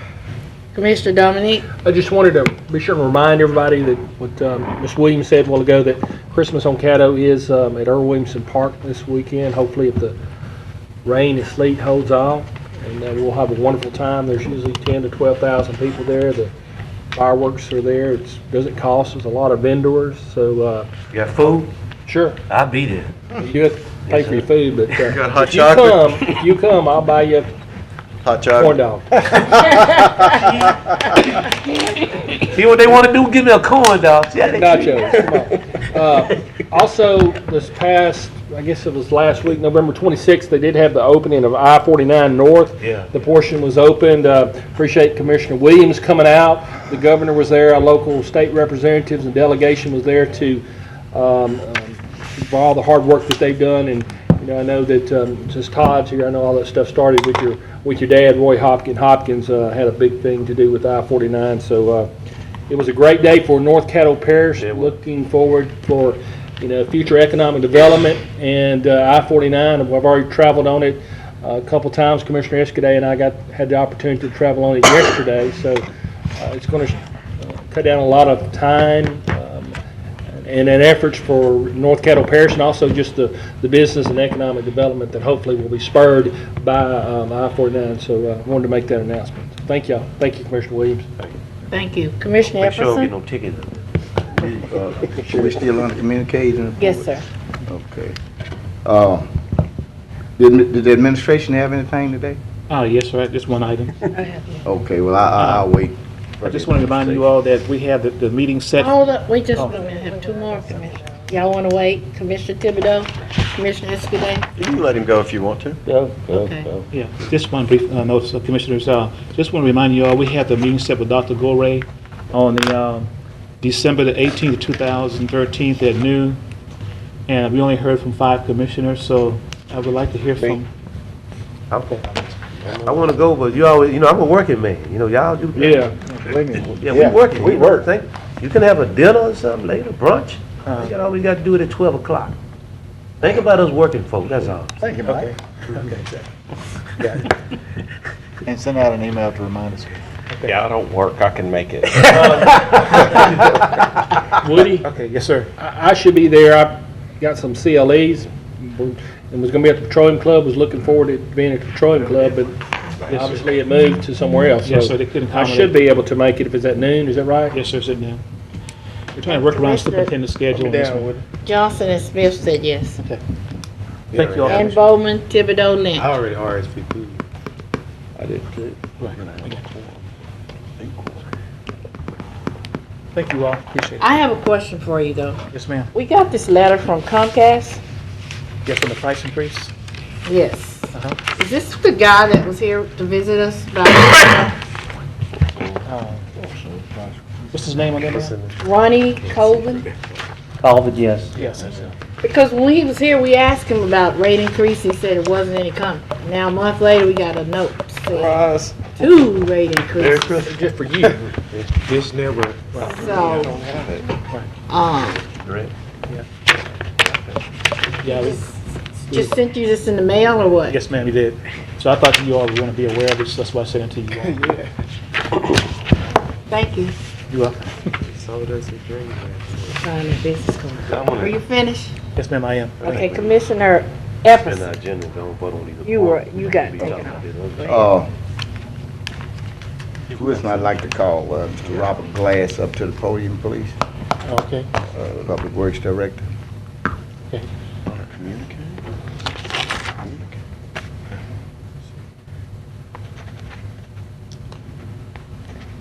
Mr. Glass, do you recall how many meetings that we had with the individuals from the Dawson Road area relative to the street extension through the Greenwood Road? Well, I know we had your, couple of your neighborhood meetings, and then as far as meeting with the individuals, I think Jimmy met with them a lot more often than I did. Do you recall ever meeting with them at least once? Sir? Once, at least once, over at Page Chapel? No, it's well, I mean, the ones that I was at were two of your neighborhood meetings at the Rose Center. And then I think I was in on one meeting when we actually came up here to our office, some of the residents that owned some of the lots there. Right. And Jimmy met with, I think he met out there with them at least a couple of more times. Okay, is Jimmy present? No, sir, I don't think he is. He didn't have anything on the agenda. Oh, okay. And that meeting with the group was in January of 2013, one of them that I specifically recall. I tell you that. Well, we made the maps, you remember, and you had a Yes, pretty we good have crowd them. afterwards. And I'm pretty sure some of the people in the audience remember that. Okay, what I'm, you know, what got me and what really brings this back into play is we are being asked to bring a proposal back to the citizens, and you know, after it failed, and there was some things made relative to my asking them to support this, and that was in reference to this road. I sent emails January the 18th relative to this, 2013, January the 22nd. I said, Robert, where are we on this? It's sure to come up next Thursday at my meeting. Then we got to the point, I said, Jimmy, how are we coming with this? Has anyone given a cost projection? The route that Mr. Otis Dawson suggested, is it feasible? The citizens are getting restless. We've been exploring this for 2 years. Finally, I think, Mr. Wilson, I sent you an email, right, relative to a cost analysis. I said, Mr. Wilson, this is an issue that we need to put on the table. We need to find some way, form, or fashion to bring this to fruition, right? Yes, sir. And I think you responded to Mr. Glass, asking him to come up with a cost projection and to inform you. Am I correct? Yes, sir. Okay. Mr. Glass, do you have a file on Ken everything, Ward's all got the a maps file. that we made, the alternate routes? You got a file with all that stuff in there? Yes, sir. See, it's 5:15 now. If possible, I would like copies of everything that you have, including maps and emails relative to this situation. If I may have that by Monday, please, sir? Yes, sir. Okay. The problem that I have with this, and that you basically put me on the spot with the citizens. Now, personally, I've been elected to represent them. I don't mind being on the spot. But when it appears to me that there's been deception, deceit, we can call it lies, or liars, or sandbagging, bamboozled, hoodwinked, jacked. Point of order. We can call, Mr. President. I have the this- floor. I'm calling a point of order, and she is obligated to either put it down or listen to me, one of the two. Commissioner Tiverton. This is not the time nor the place to have this type of discussion with an employee. If this is necessary, it needs to be done in closed session. I mean, we didn't meet in closed sessions, and these Well, but information is a public document. You're I'm saying that trying to he has get a done light some in things. situation. You're saying he's done some things that are wrong, It's not a and communication. if you are accusing him of that type of thing, he should have the protection of closed session if he so chooses. I'm not accusing Are of you anything, accusing he him? says, no, I You might just want to rerun the tape backed and listen up to what he everything. said. Let's come to order. Yeah, Commissioner Epperson, well, I do feel like you're trying to reaming over well, Mr. Glass. no, I feel I like just, I feel like some of your comments need to be said in a setting where we discuss issues like this in a detail as you are going, in detail as you are. And that session is in a committee meeting, which is a capital projects committee meeting concerning this issue. I have contacted Commissioner Escaday today. He is planning on making an announcement of the time that he has scheduled a capital projects meeting for us to discuss this issue. And I think that this issue needs to be discussed in a committee meeting, and especially as in detail as you are discussing it today with Mr. Glass. This point right here that we are on the agenda is communiques and committee reports, meaning that we are communicating projects and programs and committee meetings that we have scheduled, not deliberating about an issue that we are having to discuss that needs to go to a committee. So I wish that all of us on this board would limit our time in the communiques and committee reports to report communiques, which is projects and programs, and committee that you have, committee meetings that you have scheduled for us to attend. All right. Thank you. No comments from the peanut gallery. I disagree with you, Madam Chair. Well, this is the time for communications and reports. Well, I'm communicating. And committee reports. I'm communicating. Not the time for us to deliberate on an issue that we have on the agenda. Madam Chair, I'd like to communicate because we had some things that was brought up in the budget meeting that were not true. And we had This is these not a citizens to budget come meeting. down. I This know is it's our not a budget regular meeting, but session. we listened to the citizens come up for their comments. You know, I think we should have a right to have. This is our regular session, and this point in our agenda is communications and committee reports. I just feel that you all, are being totally unfair, treating the Can we people please come to order? definitely different than you treat folks come down here and talk about dogs. You don't get no sheriff on that, man. Don't do that. Can we please come to order? Let him say what he wants. He ain't cussing. If you don't have any programs, projects, or committee meetings that you need to announce, then I need to move to the next person on the list, which is Commissioner Thibodeau. There'll be a evaluations committee meeting the 1st of January and 1st January. The first Thursday in January at 2 o'clock. At 2 o'clock before our meeting. And you'll be getting notice of that through the email. Are you finished? Commissioner Escaday? Yes, there will be a meeting this coming Monday at 12 o'clock noon, the Special and Capital Projects Committee to discuss the Dawson Road. If anyone has any other item they'd like to put on that agenda, please let Todd know before you leave today concerning capital projects. Thank you. What time? 12 o'clock noon, this chamber, Monday. I'll be here. Commissioner Epperson? I will hold my annual district informational meeting January 30th, Thursday, 2014, 6 o'clock p.m. at the American Rose Center. I ask that all the citizens within Caddo Parish Commission District 12 come out and be in attendance, as well as any other citizens, since this is relative to parish government.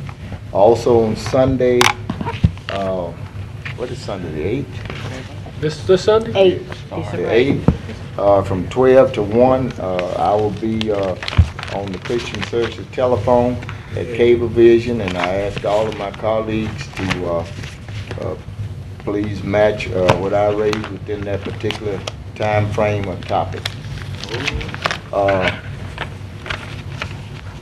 On the, as far as the capital outlay meeting Monday, say 12 noon,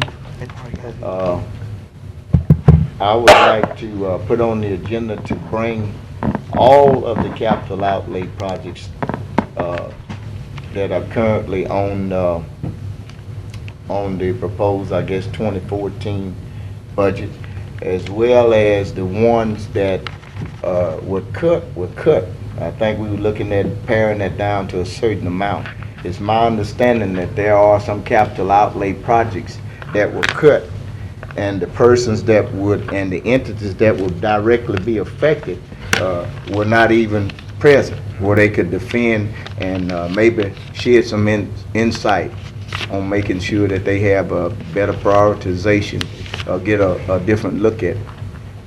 So I think the capital outlay project is totally flawed as it was put into place at this point in time, and the whole thing needs to be brought up.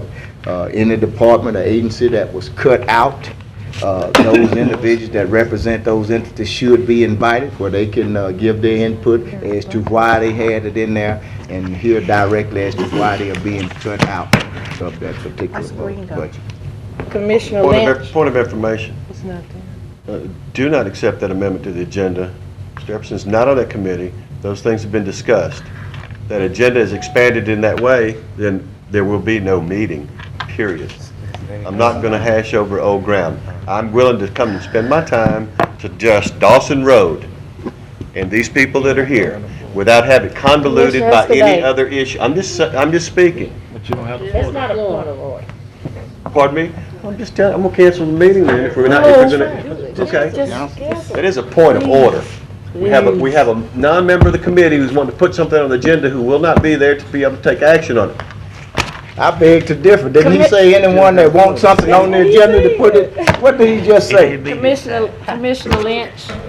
I didn't think you were gonna mess up your own party, Ken, but that's fine. There's no You messed meeting. you messed the people's party up. No, there's John. not. This Commissioner is your Epperson, baby. No meeting. Commissioner I'm Epperson, done. Commissioner Escaday, please. Okay, I'm quiet. I do not have a screen. Commissioner Lynch, I have a screen. I have to communicate. That's what this section is about. I wanted to announce that I'm getting married. Excuse me? What? No way. She was just seeing if anybody was paying attention. I'm getting married. That's not a cute They're getting married. That's a miracle. We get married. Me and her get married. Good ice. Together. Now you can call a point of order on that. Yes,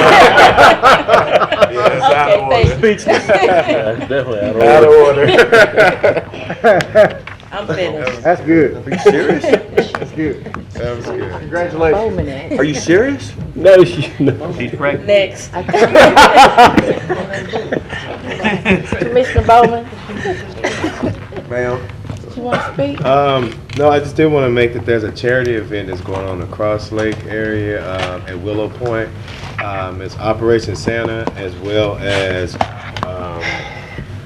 the donations that they're going to be taking. They're going to send over to our local troops who are represented overseas. So if you can, it's from 12 to 4 at Willow Point Plaza. That's where Bayou Daiquiri, the B2B barbecue place, right in the I'll bend. be there. Yeah, right on the bend of Yarborough and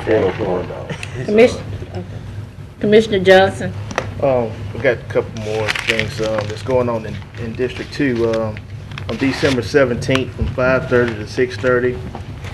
Going to try to have another affordable health care meeting. It's going to be at the David Raines Library. And then on January the 13th, 5:30 to 6:30, we'll have one at the Wildett Library. So, What you doing in my area, man? that's my area. Michael wants to start serving food. No food, just information. Commissioner Lynn. Highland Restoration is having a area cleanup in Highland, obviously, for the Highland Christmas Home Tour. And also there is a master plan works announcement session this Saturday at Riverview. It's gonna be, I think, 9 a.m., 10 a.m., 11 to, 9 to it's like 2, 5 9 to 2, hours. 9 to 2. 9 to 2, thank you. 9 a.m. to 2 p.m. It's all dayer, and lunch will be provided for everybody that wants to attend. That's all, Madam President. Mr. Cox. Mr. Demochet, when are we going to have our little Toys for Tots? Don't know, I think it's on December. That's right. You come and do it so well every year. That's right. Going on now. That's right. Should be over with. Well, Commissioner, I'm no longer on the employee council, but Toys for Tots will be December the 12th over at Moffett, over in Bossier. They will be purchasing all the toys. We've had some donations already from even a couple of retirees, brought in 3 bicycles. Wow. The commission has each year beat their previous year, and they're inviting each commission to come out. We'll be meeting at 7 o'clock in the morning at Moffett, and we're working with the U.S. Marine Corps Toys for Tots program. And so far, Caddo Parish has not been beaten by any other organization in their donations every year. And it's, you know, a good part of that was because of you, and I appreciate your time. So. Thank you, but the giving comes from all the employees of Caddo Parish. We've also had the Registrar of Voters Office join with us, and we've had a couple other departments join in with us, juvenile. And so it's been a blessing to work with them, and it's been a blessing to, the majority of the toys stay here in our area. They're not shipped off someplace else, but the children in Caddo are the beneficiaries of this program. Okay. Thank you for your time. I'd like to ask that, you know, during this season of giving, I know we all have places and special events that we're going to, but this one is near and dear to Caddo Parish, And as Mr. Beniche said, it goes to a lot to the kids in Caddo Parish, so I ask that each commissioner bring a unwrapped toy or cash would do to help this great cause out. Another deal is on December the 14th, the Southern Hills Christmas Parade will roll again. I think this is our 7th year, and in doing so, it starts at the Safety Town at the old South Park Mall at Summer Grove Baptist Church. Lineup is about 4:30. They roll it hopefully by 5. And it makes its way down Mackey, onto Walker, down Hoyt, back into Avalon, back to the Safety Town. So they have plenty of events for the kids, picture taking, be plenty of stuff to do out there for at least till 9 o'clock at night. So bring your kids, whether you live in Southern Hills or not. This is the season to be joyful, to give, and to respect your fellow man. So. Come on, come on. Thank you. Thank you. I wanted to announce, anybody else? I want to announce the mayor has invited the Caddo Parish Commission to a master plan and community and economic development update that he will be hosting this Saturday at 9 a.m. till 2 p.m. at the Convention Center in Ballroom C and D. So we all invited to come out. Okay. Who? It's the same one. Oh, is it? I didn't know he was saying that. You were busy, you know. Oh, okay. You're my nervous still, babe. Next item is President's report. That was it. yeah, that was it. Peace. I just want some peace. Peace. She said peace. Yeah, Peace it's a and time of goodwill. peace. This year is a time of peace, so please, let's have some peace.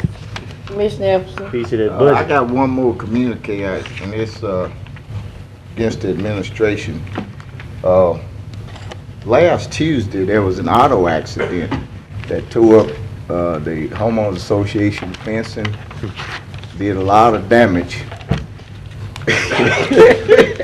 Mr. Lucky text me at 4:30 in the morning. Now, you youngsters, Michael, what kind of call you call that kind of stuff? I can't say it on that. All right, but hey. Text me at 4:30 in the morning. I can't say that on that. You text me though.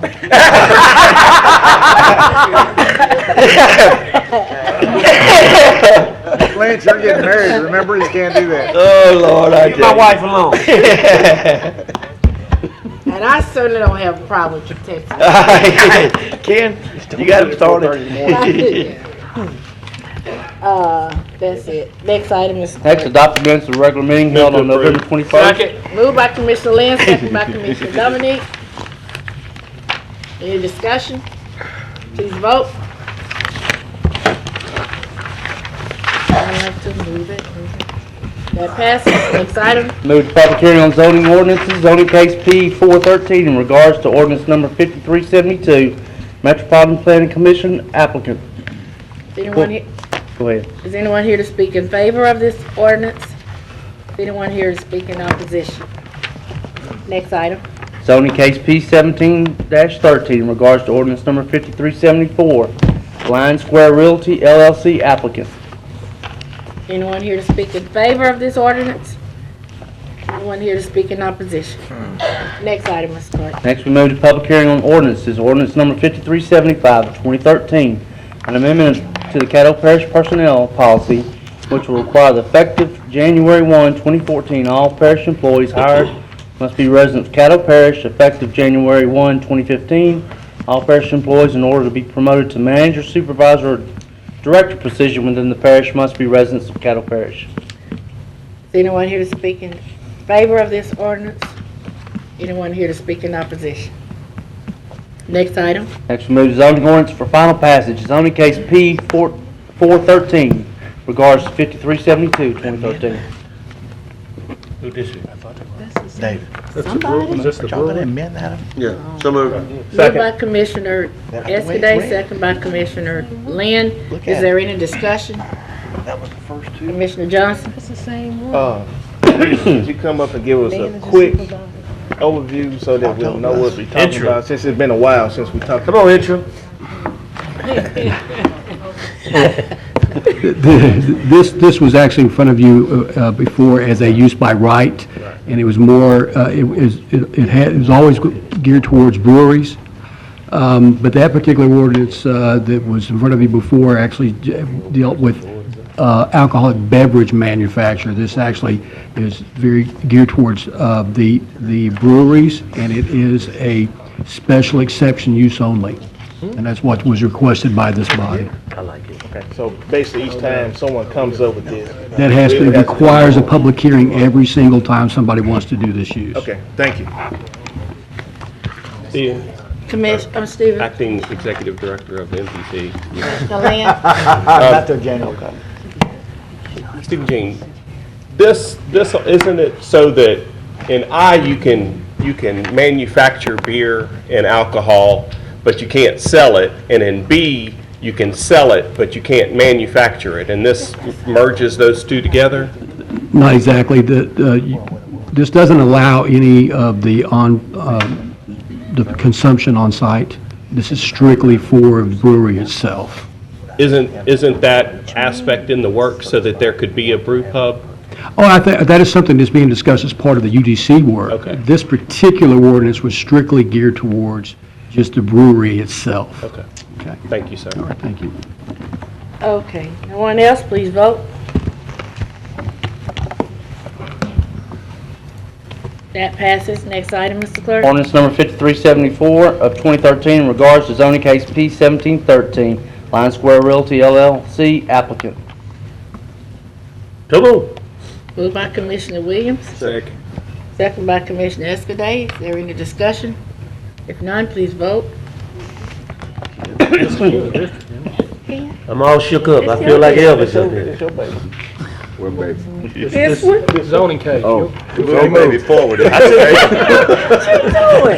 took care of you, Commissioner. Y'all shook up, baby. I understand. That passes. Next item, Mr. Clerk. Ordinances for final passage. Ordinance number 5375 of 2013, amendment to the Caddo Parish personnel policy, which will require the effective January 1, 2014, all parish employees hired must be residents of Caddo Parish. Effective January 1, 2015, all parish employees in order to be promoted to manager, supervisor, director within the parish must be residents. So moved. Moved by Commissioner Thibodeau. Second. Second by Commissioner Bowman. Commissioner Lynn. I'd like to make a substitute motion simply requiring the parish administrator to live in Caddo Parish along with the parish attorney. That's a current. That's a new one. It's already in there, I think. I withdraw my motion. Just wait a minute. Well, hold up. We had, Wait. the original ordinance had to be read before a substitute can be read. Thank you. And I thought, I put the original on the floor, and I thought that Mr. Escaday would then do the substitute motion, which is what is before you. Because withdraw. you have to read what was up there first in order for it to follow. So That's correct. if no one objects, then Mr. Escaday would make a substitute motion. I'll make a Well, wait, let me ask Commissioner Williams, Lynch, and Dominic, are you okay? No, I'm not sure. With her, with Commissioner Escaday. I don't know what his motion is. I'm gonna get an understanding of what I'm voting on. That's what I'm He's fixing to read it. Okay, Commissioner Escaday. I'd just like to amend the motion to delete certain sections of it and add only what's included in your current handout before you. If you will look at it, ordinance 5375, it just cleared up a bunch of clutter. Ordinance 5375 of 2013. Basically, under residency, there's only section 206 provides for A, B, C, D, E, and F, and then the definitions. If you had time to look at that, if not, basically, if you will allow me, what this does is, this requires the administrator, assistant administrator, legal attorney, and assistant attorney, all department directors and assistants from here on out to live in Caddo Parish. All current employees are grandfathered in with the exception of the administrator. So it affects nobody currently. So in essence, if you want to work for the parish in the future, anybody's welcome to work for the parish. If you are hired on as a director or assistant director, or the higher position, or you're promoted to that, you hire on or accept promotion knowing that you will have 1 year to move into the parish. Doesn't affect anybody else. If you can read it. I had worked with Ms. Lynch and Mr. Thibodeau on this earlier. So it affects nobody we have but the administrator. According to this, Mr. Wilson would have until February of 2015 to make arrangements to be residing in Caddo Parish. Everybody else is grandfathered in. Anybody have any questions? Commissioner Williams, any questions? Madam Chair, I will not be supporting this amendment or motion at all because simply of the fact that the first three I agree, the administrator, the chief, CEO should live, assistant, and the parish attorney. Now, all the other employees, I think is unfair because what we try to do is open the pool up where we can have the best and the brightest. And we shouldn't be in the business of trying to tell people to live because people live in their particular neighborhood for a reason. One of the main reasons people probably don't live in Caddo is because of the school. You got people that's in the Air Force just came here. That's one of the main reasons they don't live here. Yeah, because of our school system. There are many, many other reasons, and plus it's proximity to where they work. Maybe way north of town, they may live in Texas and go to work right up in North Shreveport or South Shreveport. To mandate everybody below to move in the parish is not right. The city don't have a resident requirement. City of Shreveport, Bolger don't have it, Police Jury don't have it, and there are other surrounding architects, government bodies don't have a resident requirement. You cannot get the best if you try to monopolize where people live. Now, the people that are at the head, they need to live here. Grandfathered in, that ain't good, because they still got to live by this policy we make. That is so unfair. That's a matter, like, to me, it's like discriminate against people where they live. That ain't right. You got firefighters live in Texas, you got police officers live in Texas and here and there. They're still working for the city of Shreveport. They got sheriffs that live that live outside here. They still live in Caddo. They still work in Caddo Parish. Live in Bossier. They work here. They work here. They just work here. They just work here. And they buy taxes. They buy goods and services. They do this. Some of them probably own homes that pay taxes to us. Some are business people. So I mean, we don't. I mean, because of what's going on, it's a good sound bite and good field government policy. It makes good for good sound bites, good media, good posturing. It sounds good, but in theory, it's not good. So I hope we just hold the top three: administrator, legal, and assistant. That's it. And let's move forward. This is not good. Let's move forward. Leave everybody else alone because I want the best and we want the brightest. And we got to go beyond the scope of Caddo Parish, but we can hire from within first. That's even better. But let's not limit ourselves just to Caddo. We got some of the best people, but let's open up a pool, an international pool, and let's find out what we're competing with. If we got the best and they live in Caddo, let's take care of the home team first, if they are the best. But just don't limit ourselves. I would not be supported in an amendment or the way it is unless it reads parish administrator, assistant attorney, attorney and the assistant administrator. That's it. Leave everybody else alone. Commissioner Lynch? No, Commissioner Dominique?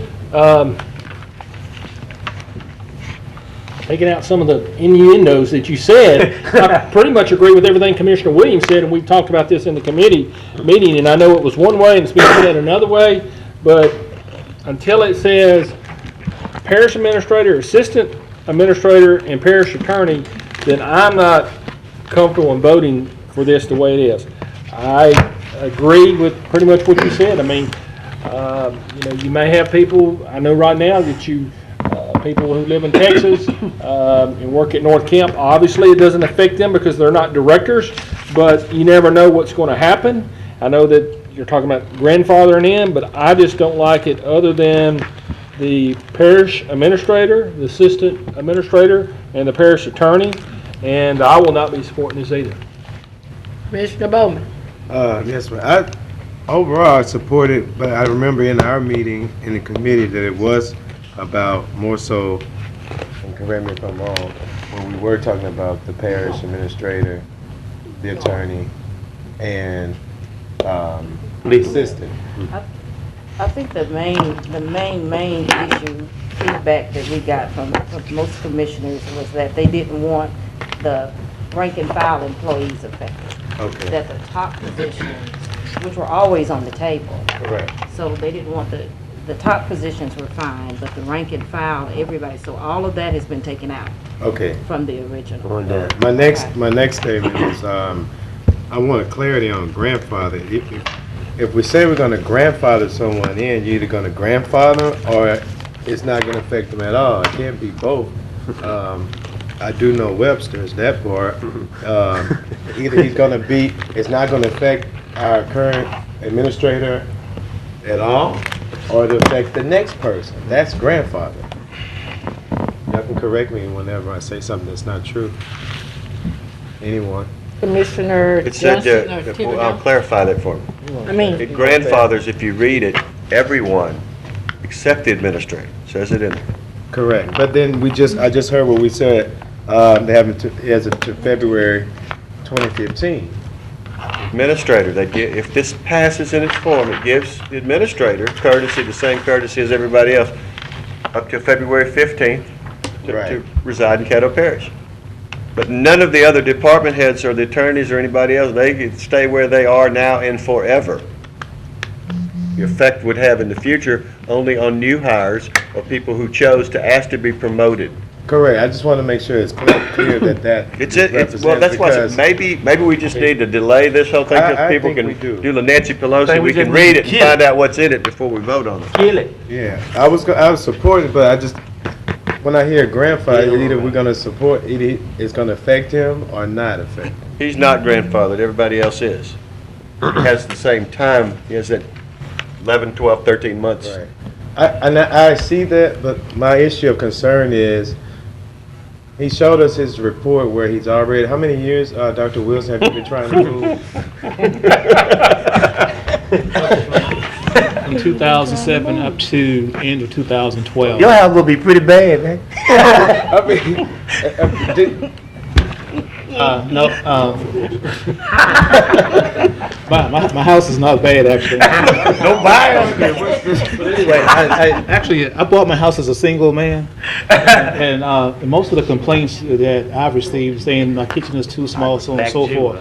But anyway, we've been trying to sell the house. We had 3 different realtors, and I got the realtor report at the last meeting we had, and I presented the information to the commissioners that consistently my house has been on the market. Yes, sir. And I also told you all that okay, he just answering his question already. yeah, okay. You can buy a house in Lakeside. We got plenty. Commissioner Johnson. All right, thank you for clarity. That's all right. Commissioner Johnson. I do support residency for our top department heads and administrator and all that in Caddo Parish. We're, as elected officials, are required to be residing in a particular district, and then people who are running the district on a day-to-day basis, making the decisions, spending the taxpayers' money, and putting together the projects and the plans for how the money is being spent, should also have some skin in the game. As John is always saying about skin in the game. So they should actually have something that they can contribute to the pot as well. It does us no good for a department head to reside in Bossier Parish or DeSoto Parish and then make decisions for Caddo Parish. That's right. So I do support the residential piece of it because I do feel that in order to make decisions for the parish, you should reside in the parish. Thank you. Commissioner Cox. I'd like to make a motion to postpone this and speak on that if I can get a second. Second. Motion by Commissioner Cox, second by Commissioner Thibodeau to postpone. Commissioner Cox. While I'm sitting up here with my back spazzing this going on 2.5 hour meeting. Wait a minute, I mean. Yeah. This needs to be set aside so everyone can understand that if you're an employee right now that is not a director, you're not affected. The ones who are in directors as of right now are not affected. The administrator is the only one right now who is given a deadline of 2015 that is affected. But until we have certain commissioners, my brother, that can understand this. My brother, I like that. Always, baby.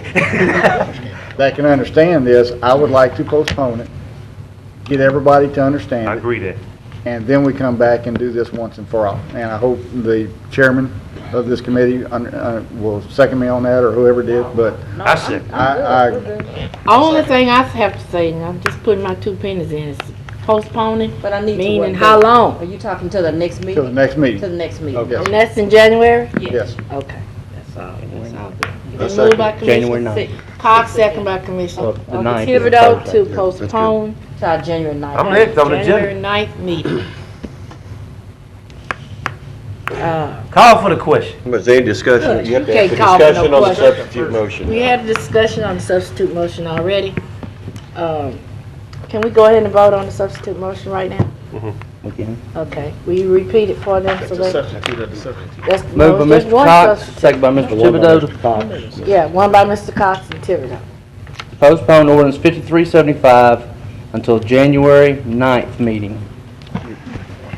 Please vote. That passed.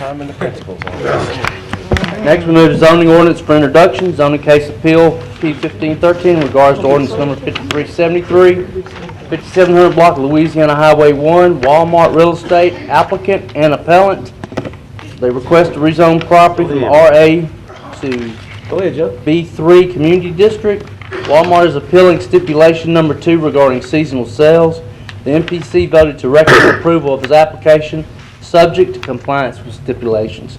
There will be a public hearing on the zoning case appeal and ordinance on January 23rd. We have no ordinances for introduction by title. We move to ratify the work session minutes from December 2nd. Moved by Commissioner Williams, second by Commissioner Lynn. Is there any discussion?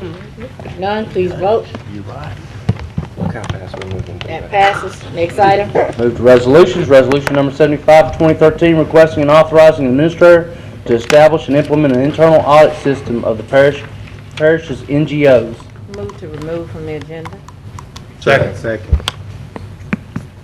Would you like to speak on that? Just FYI, in the committee meeting, we voted, made a recommendation, and the attorney and finance director are going to just include documentation procedures in the cooperative endeavor agreement that will, I think, achieve the same thing without having an audit procedure. Commissioner Johnson? I would also like to see that not only NGOs, but also the economic development. It's money cool, as it's well. cool. It's supposed to be included, all of it. But it's not on here. It's not on here, I know it's on, it's included. Everybody It's in the- that it's have a on corporate the endeavor, decision. right? Okay, but I just want the record to reflect Okay. that it also includes economic development as well. Okay. Commissioner Lynn? Commissioner Lynch, they're going to be able to do this without an actual resolution requiring them to do it? Right. Okay, thank you. Please vote. We'll be voting. Take it up. To take it over. Just vote yes. That passes. Okay, my brother. Next item. Resolution number 76 of 2013, approving the Shreveport-Bossier Convention and Tourism Bureau Move to budget approve. for 2014. Moved by Commissioner Lynn, second by Commissioner voting no. Escaday. Is there any discussion? None, please vote. That passes. Next item. Next, we move to new business confirmation for Thursday, December 26, 2013, and Tuesday, December 31st, 2013, as holidays for Caddo Parish employees. So moved. Second. Moved by Commissioner Cox, Merry second Christmas. by Commissioner Dominique. Is there, Commissioner Dominique? No, I want to speak on there, actually. Please vote. Commissioner Cox. Okay. Like I said on the work session, I can vote for this every year. I bring it up every year simply because we respect our employees the way I respect our employees. These are 2 days that I think they deserve. Think about the bad weather that's coming up. Not only is it their job, sometimes it's getting out of bed and going to work. Sometimes it's getting a chainsaw in their hand and doing things that we normally wouldn't think about our employees doing. It's just the thing that I think needs to be done to show them the gratitude and thanks of a job well done throughout the year. Thank you. Minister Williams. Madam Chair, the word thank you means gratitude. And, you know, oftentimes, sometimes pay raise or a pat on the back goes a long way. Sometimes people need to feel appreciated and encouraged. And this is a way, without spending a lot of money, to show our employees that we appreciate you working for us, working for this body, and being some of the best parish workers in America. Right here in Caddo Parish, we got some of the best trained professional people work for us. At least we can do this for them to say thank you. Spend time with your family, spend time with your children in the community, and hopefully come back with enthusiasm for next year. Because everybody needs some downtime. Woody, you've been having a lot of downtime. I have. Losing hair. Yeah, but anyway, be as it may, getting back serious, but really appreciate what you do. This is the way we can show together that we do. John still appreciate, he just might not vote for it, but he still appreciate the work that you do. All right, thank you. Commissioner Bowman. I just want to echo, I appreciate all the hard work, not just administration does, but a lot of employees that spend their time, they work hard, and it's the least we can do. And then a special shout out to administration. Have to do it dealing with us today. Y'all deserve a day off, for real. They get paid very well. They need to handle this here. Xanax, that's what They it need is. to handle all these here, $100,000 folks. That's an ice storm. I'll be texting Mr. Evans. That's right, Mr. Dawson. That's right. Daughter, Yes, I am. It looked like before I started. I see. Commissioner Escaday. Thank you, Commissioner Bowman. But should the taxpayers have to pay for him putting up with us?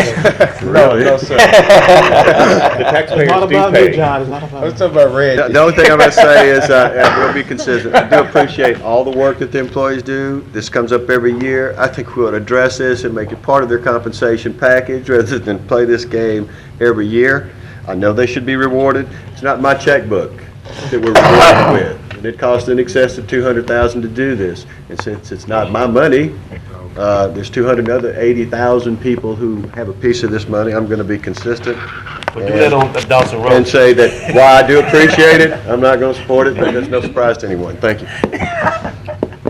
Please vote. Vote. No poor people there.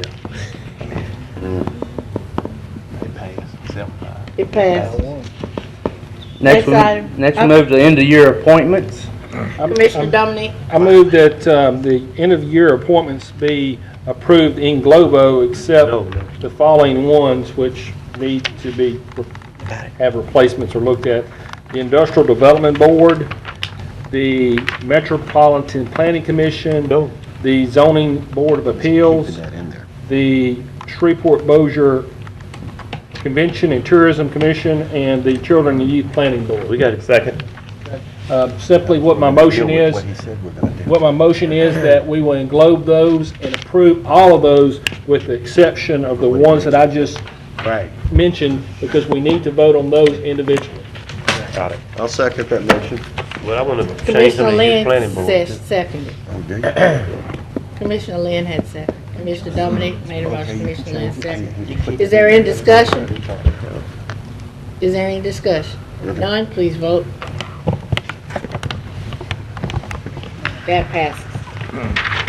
Now what we'll do is take each one of those he did not call out by.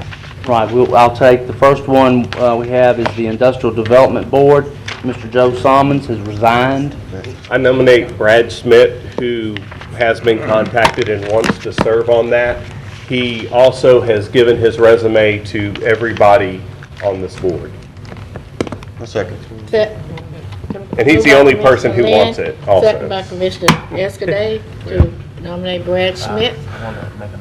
Commissioner Johnson? I make a nomination that we postpone this one to January meeting, first January. And you want to speak on that? Why? We gotta have a second. Second first. Second. Commissioner Lynch, second. No, I don't want to speak on that. I just want to postpone. Okay, we need to vote on Commissioner Johnson's motion first to postpone this this particular appointment until January meeting.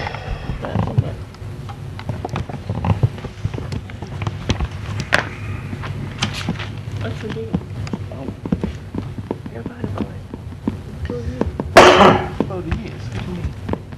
What knows? I don't know. See that, it's got 4 yes, 8 no's. Okay. Okay. So we need to Forward go, with the vote on the we need to nomination. go on the nomination. Vote on nomination. Vote on the nomination. It has to I get, can't see. Take it out. it has to get how many? 7. He contacted me, I'm gonna go with 7. Okay. He's good guy. I see. Something wrong. How do you be? That passes. What's that noise? His nomination passes. Next, we move to the Metropolitan Planning Commission. Mary Jo Ruffin, incumbent. Lavette Fuller, nominee. Ronnie Ramirez is the nominee, and Brad Schmidt is the nominee. Here we are. Commissioner Epperson? I nominate Ms. Mary Ruffin. Second. Okay. I'd like to speak on it. Go Commissioner Epperson. Been knowing Ms. Ruffin a long time. We both came from very diverse areas of the city as far as our communities and housings are concerned.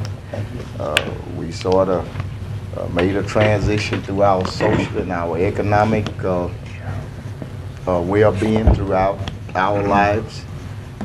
She and Nathaniel has always been community-oriented citizens, worked in the community when we stayed out in the Greenbrook subdivision together. Matter of fact, during my tenure as Commissioner of District 6 in the Cedar Grove area, which Greenbrook subdivision was in my district, we got a amount of acreage that was basically a blight to the community, and basically got one of the first parish parks located in the city, and made that area a lot better than it was. Matter of fact, Nathaniel and Mary's house almost backed up to the park. We did a lot of things out in the community, working with the children, the elderly, going to city council meetings. We were instrumental in opening up West 85th Street from St. Vincent to Line Avenue, where it exits directly in front of the Cedar Grove Line Avenue Library after I-49 came across, to give those people better outlets. As I stated, Mary and Nathaniel have been married a long time. They have children. I think that makes a difference when you have a family, because you look at quality of life issues. I don't think Mary's an individual that look at someone because of their high social or economic being, because of their social status, as far as being super affluent within the area, a big business person. She has always looked objectively at her responsibilities and duties as Metropolitan Planning Commission member, and she's made her votes accordingly. She's agreed with some of her colleagues, and she disagreed. That's what she should do. I know oftentimes we may be dissatisfied sometimes with how an individual votes on a matter, but hey, it is what it is. I'm pretty sure there are a lot of individuals that's dissatisfied with the way that we conduct and carry ourselves on this particular board. But they can't just come up and arbitrarily remove us because of that. You got some good things that happen, you got some bad things. But for the most part, very large portion of her tenure on the board, I think she's been very objective to her duties and her responsibilities. I was listening to Dr. Wilson talking about a situation. Now, you all know that I'm a stickler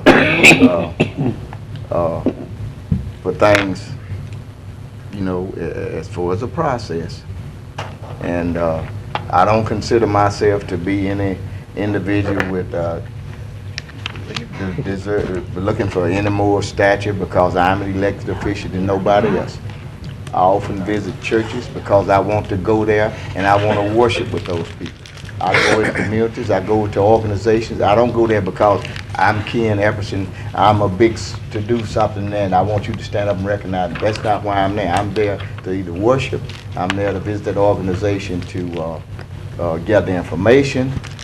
I'm attending that meeting to make sure that I go along with the rules and the regulations of that particular organization carrying out their mission. I've had items on the Metropolitan Planning Commission. Recently, we had one down here relative to the situation with the prefab homes. I talked with the constituents. I got a consensus from them. I met down here with the proponent that was in favor of the item that was on board. And then I made my decision based upon the wishes of the constituents. I submitted a letter to the MPC if they needed me to testify. There's been sometimes I've sat out in that audience for 5, 6, and 7 hours because that's the process. But I can say one thing. You're talking about a public servant. Being on the Metropolitan Planning Commission is a public servant. You got to come early in the morning on a bus tour. Sometimes they get out of there 7, 8, 9, 10 o'clock at night. And you're going to get called all kind of names of whatever it is, but it is what it is. And this is totally voluntary. That $55,000 a year that they get is not enough. Is that how much you all get, Ms. Wilson? Okay, I know it. Okay, what I'm saying is a totally thankless job. That is what you call a public servant. And Mrs. Ruffin's profession, being a realtor, she's, I think she probably, I don't know if Mr. Wilson engaged her, she probably could have got that home sold if she had given that over to him. So that gives her some clout because she know everything that should come in a neighborhood. So because somebody's dissatisfied with the way that that an issue arose, you know what that old saying, throw out the baby with the bathwater, it just doesn't make sense. Just doesn't make sense. And a lot of these people, they sit out here and talk about where they came from and where they want to do. But buddy, you go down there. I went down there just to test it one year. Got down there at 7:30 that morning. We was on the bus tour. Then they come bring me some old stale sandwiches. And we was here. We was getting phone calls. They were getting cursed out. And almost 11 o'clock at night when they left there. You know, it just doesn't make sense. You ought to be applauding anybody that's on that particular body. Because I tell you one thing, I doggone sure don't want to be there. So I ask for your support in keeping Ms. Ruffin on the board. Is anyone else on the list out of Smith, Lynch, and Williams who want to speak on Ms. Ruffin? I speak. On the board. Okay. And after the Commissioner Johnson speak, then we're going to go ahead and vote for who all wants to vote for Ms. Ruffin. We can vote for them each, one by one. Commissioner Johnson. Well, I was just going to say that my experiences with Ms. Ruffin has always been professional. I've come down to a couple of the MPC meetings, and I've always been greeted professionally. Whenever I had a question for her, she's always answered it. So, to me, her profession is real estate, but she also is an entrepreneur in Caddo Parish. So, I mean, she's doing a lot of things for the good of Caddo Parish. And as Commissioner Epperson said, that's a job that doesn't get paid. Long hours with no pay. And there's not a lot of people that will actually sit down and do that. I think most of the ones up here probably won't do that either. But as a fact, you know, it's a job that has to be done, and it takes a special individual that would want to basically volunteer to do this and do it right. Because we can put anybody on the NPC, but if they don't have the background knowledge and knowing what's going on, it doesn't do us any good. Then they'll be coming here and we'll be having to deal with all of the zoning issues in our meeting. So I'm in favor of Ms. Ruffin as well. Anyone else want to speak on Ms. Ruffin? Okay, we're going to vote. You only vote one time. You want to vote for Ms. Ruffin, vote yes.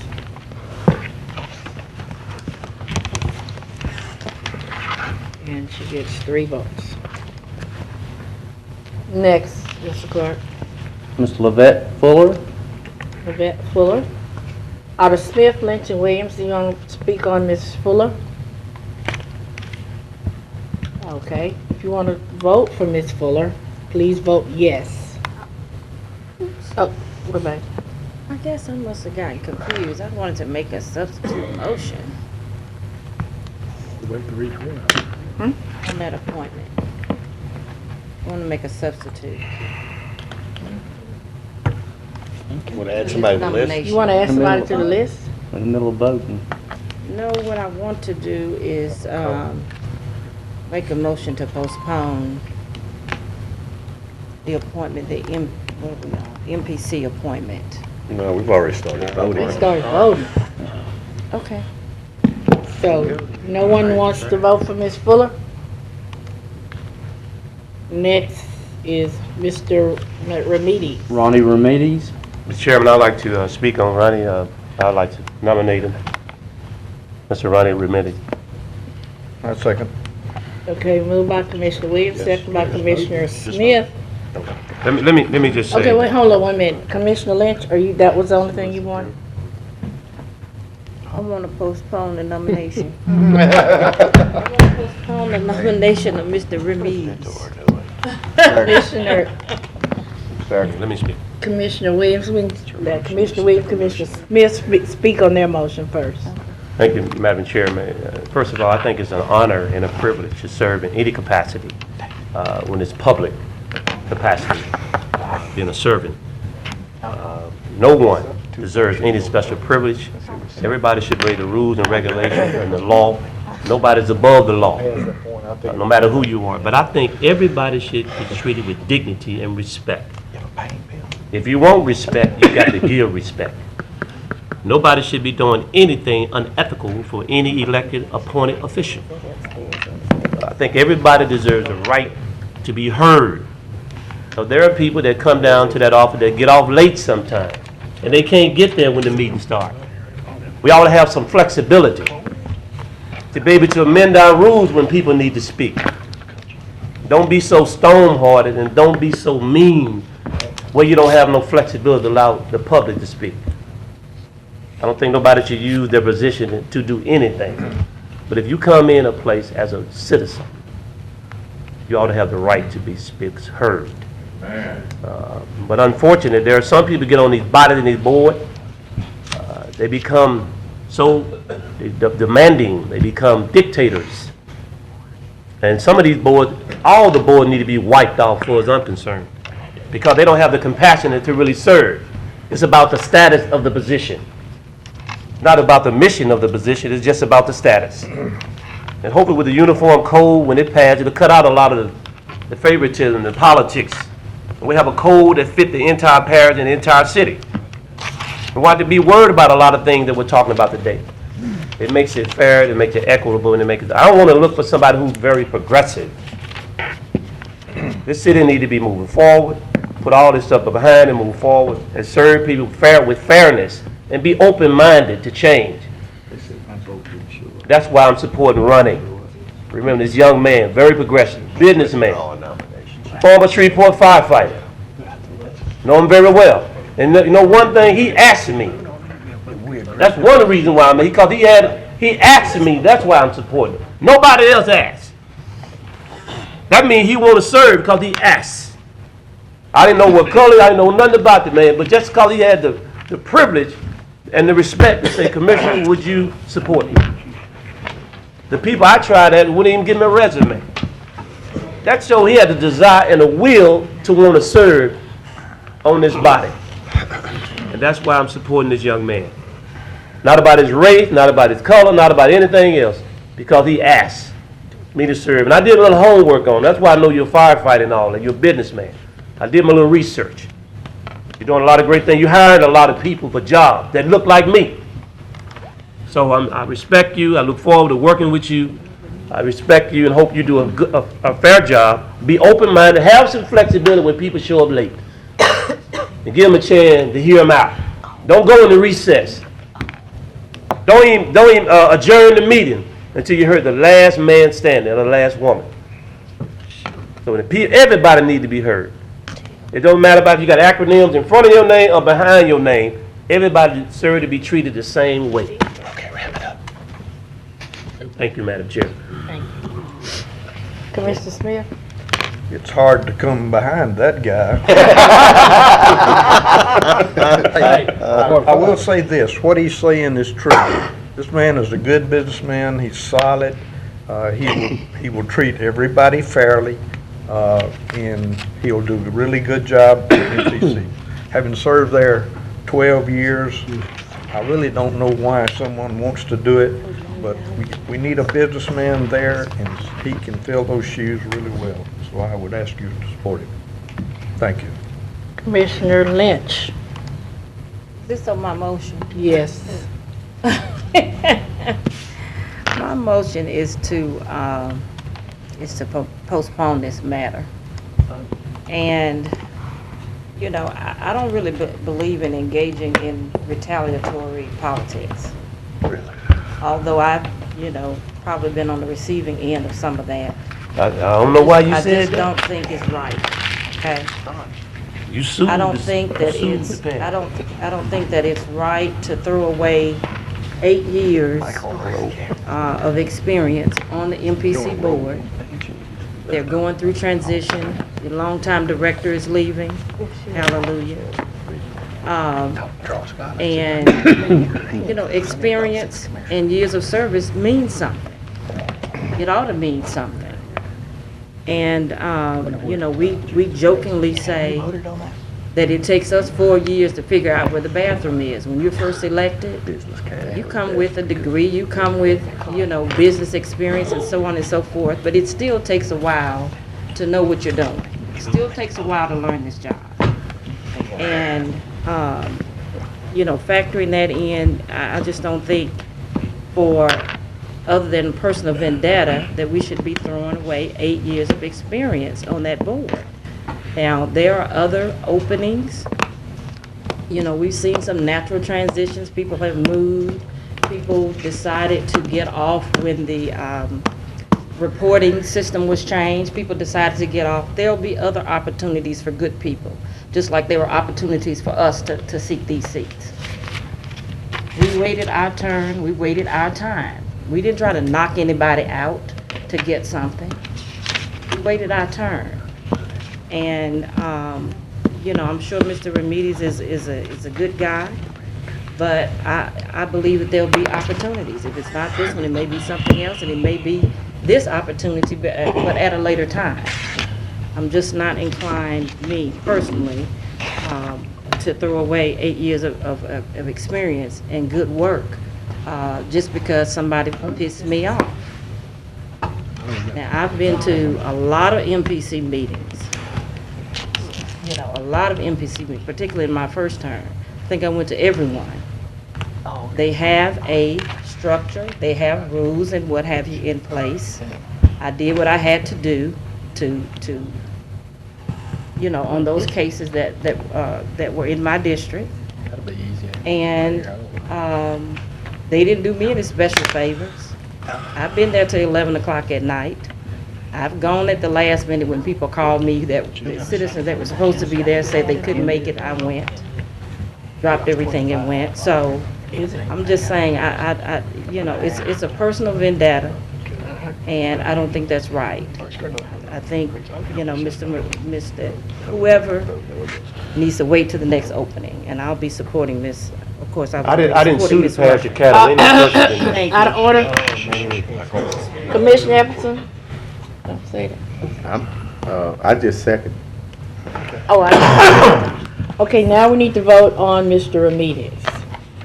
I mean, I'm sorry, we need to vote on Commissioner Lynch's I'd like to point of substitute order. motion to. I'd like to ask Attorney Frazier if this is even legal, since we've already voted on one person already, to jump into this after the process has already begun.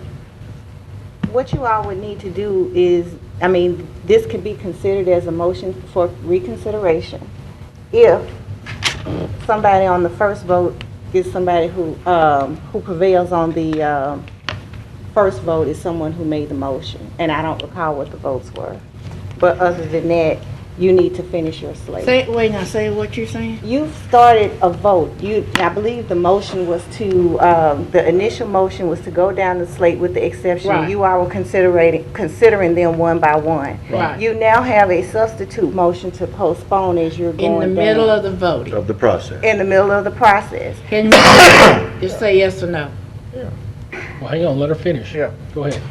If someone who voted on the prevailing side, once you started going down these people, is someone who makes your motion for reconsideration, then you can reconsider it. So out of the 7 that did not, the 8 that didn't vote for Ms. Ruffin, 1 would have to come forward. Right.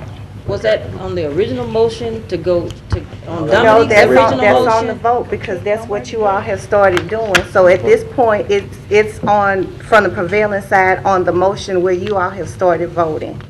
The motion that you voted on last time.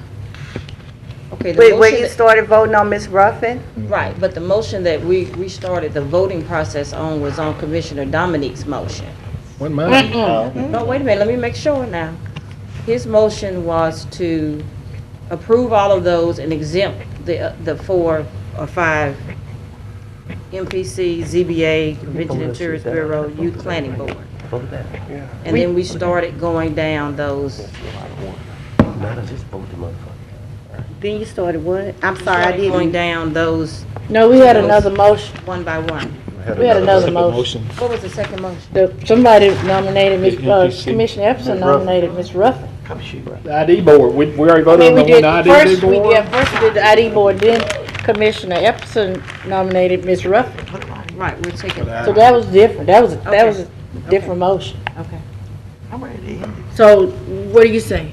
I'm saying that, and I don't know how you all voted. If somebody that voted on the Prevailing side. prevailing side on the motion for Ms. Ruffin wants to move for reconsideration, then you can consider it. If it's not moved by somebody from the prevailing side, then you cannot. We need to continue. Who were the 3 people that voted for Ms. Ruffin? We don't. No, that wouldn't be the prevailing It's the side. prevailing It would be- side. Prevailing side, the side that won. The side that didn't vote. The ones that didn't vote for I her. did. The ones that didn't Who vote. did vote for her? Who did not? Who did not vote for her? Okay, That's the one prevailing. the ones who didn't We vote. only had did, I one can vote, see so who they were did. all prevailing votes, because nobody else voted.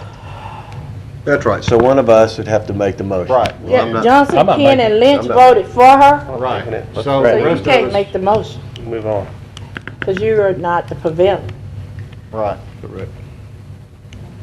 So, Move on. There is no motion. Let's Continue vote on voting. okay. Mr. Remy. Run. No motion. Gotcha. So it's time to vote. Vote on Mr. Remedies, is that right? Yes, there's no motion. Okay, Let's go. vote on Mr. Remedies. You can only vote once, just vote Looks yes. so If you've already voted, you can't vote anymore. We look so stupid up here. Thank you, Doctor.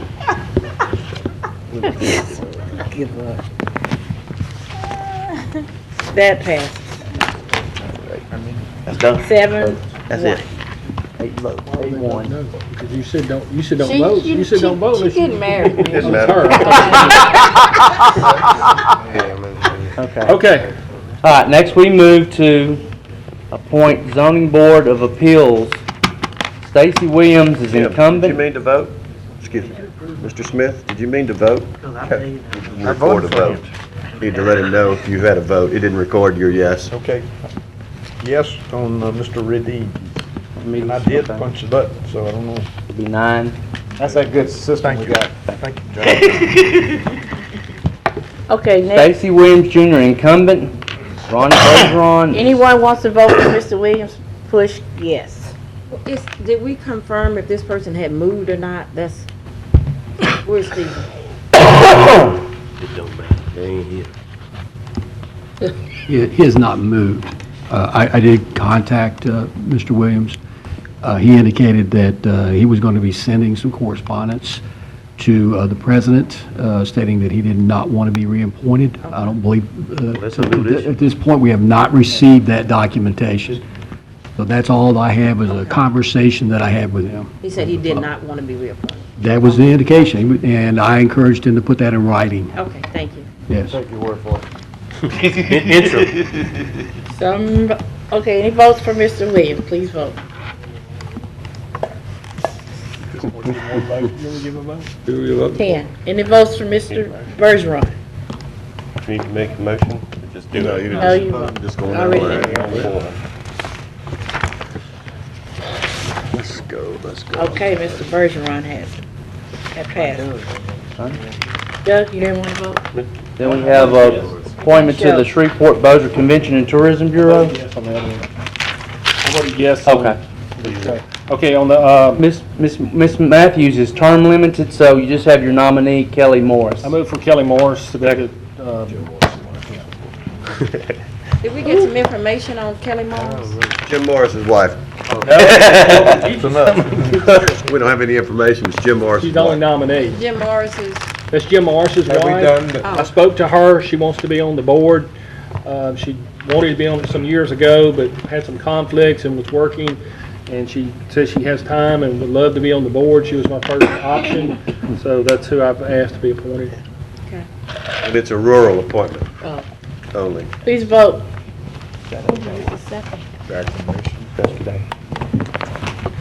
That passes. Next. And then we have the Children and Youth Planning Board. Jared Dawkins is gone, that's the superintendent. Right. So we probably need to replace him with the current superintendent on the board. Yeah. Maybe he don't want to be on the board. Maybe he don't want to be on the board. After he meets us. We might want to consider putting him on the board if he decides to want it. But it's like it's a position for the superintendent. It is. Point of order, it's normally their appointment, or, you know, they don't, Stephanie can explain this a little bit better, but I think if they don't necessarily come, they'll have someone else come, is that right, Ms. Lynn? That's correct. So, the question is this position for the superintendent? We need to put the superintendent, he'll let who come, he'll designate who he wants to go. These appointments are specific appointments to specific areas that it's handed down by state law. Let's hear from Clay. Clay, you come up. Come up. you'll read down there, and let's go. I'm gonna hear from Clay. Like they gonna miss it. Some of these people deadbeat, they don't do nothing, they don't show up. Some of them move. What do y'all want to postpone this one? I don't care. These boys are too dead, they need to be active, they ain't doing nothing. Point of order. Who knows if, are all these people on there current people? They're not all current people that I'm aware of. I think Mr. Hopkins Let's is postpone it absolutely to next year. All of it. There's a statute that lays out that there are positions. I think it's 25 positions, and there needs to be police officer, medical, education. There's a position so that you cover all the disciplines that would involve youth. I'm happy to meet, though, and let you know exactly who's still in town and who's not. But I know everybody on there. Okay, Commissioner Johnson. Before we do anything, I do want to nominate David Huey. It's H-O-E-Y. Say that again? It's H-O-E-Y instead of W. It's the last one that's on the list. Okay. Second. And we got him on the list. Now, Commissioner Lynn.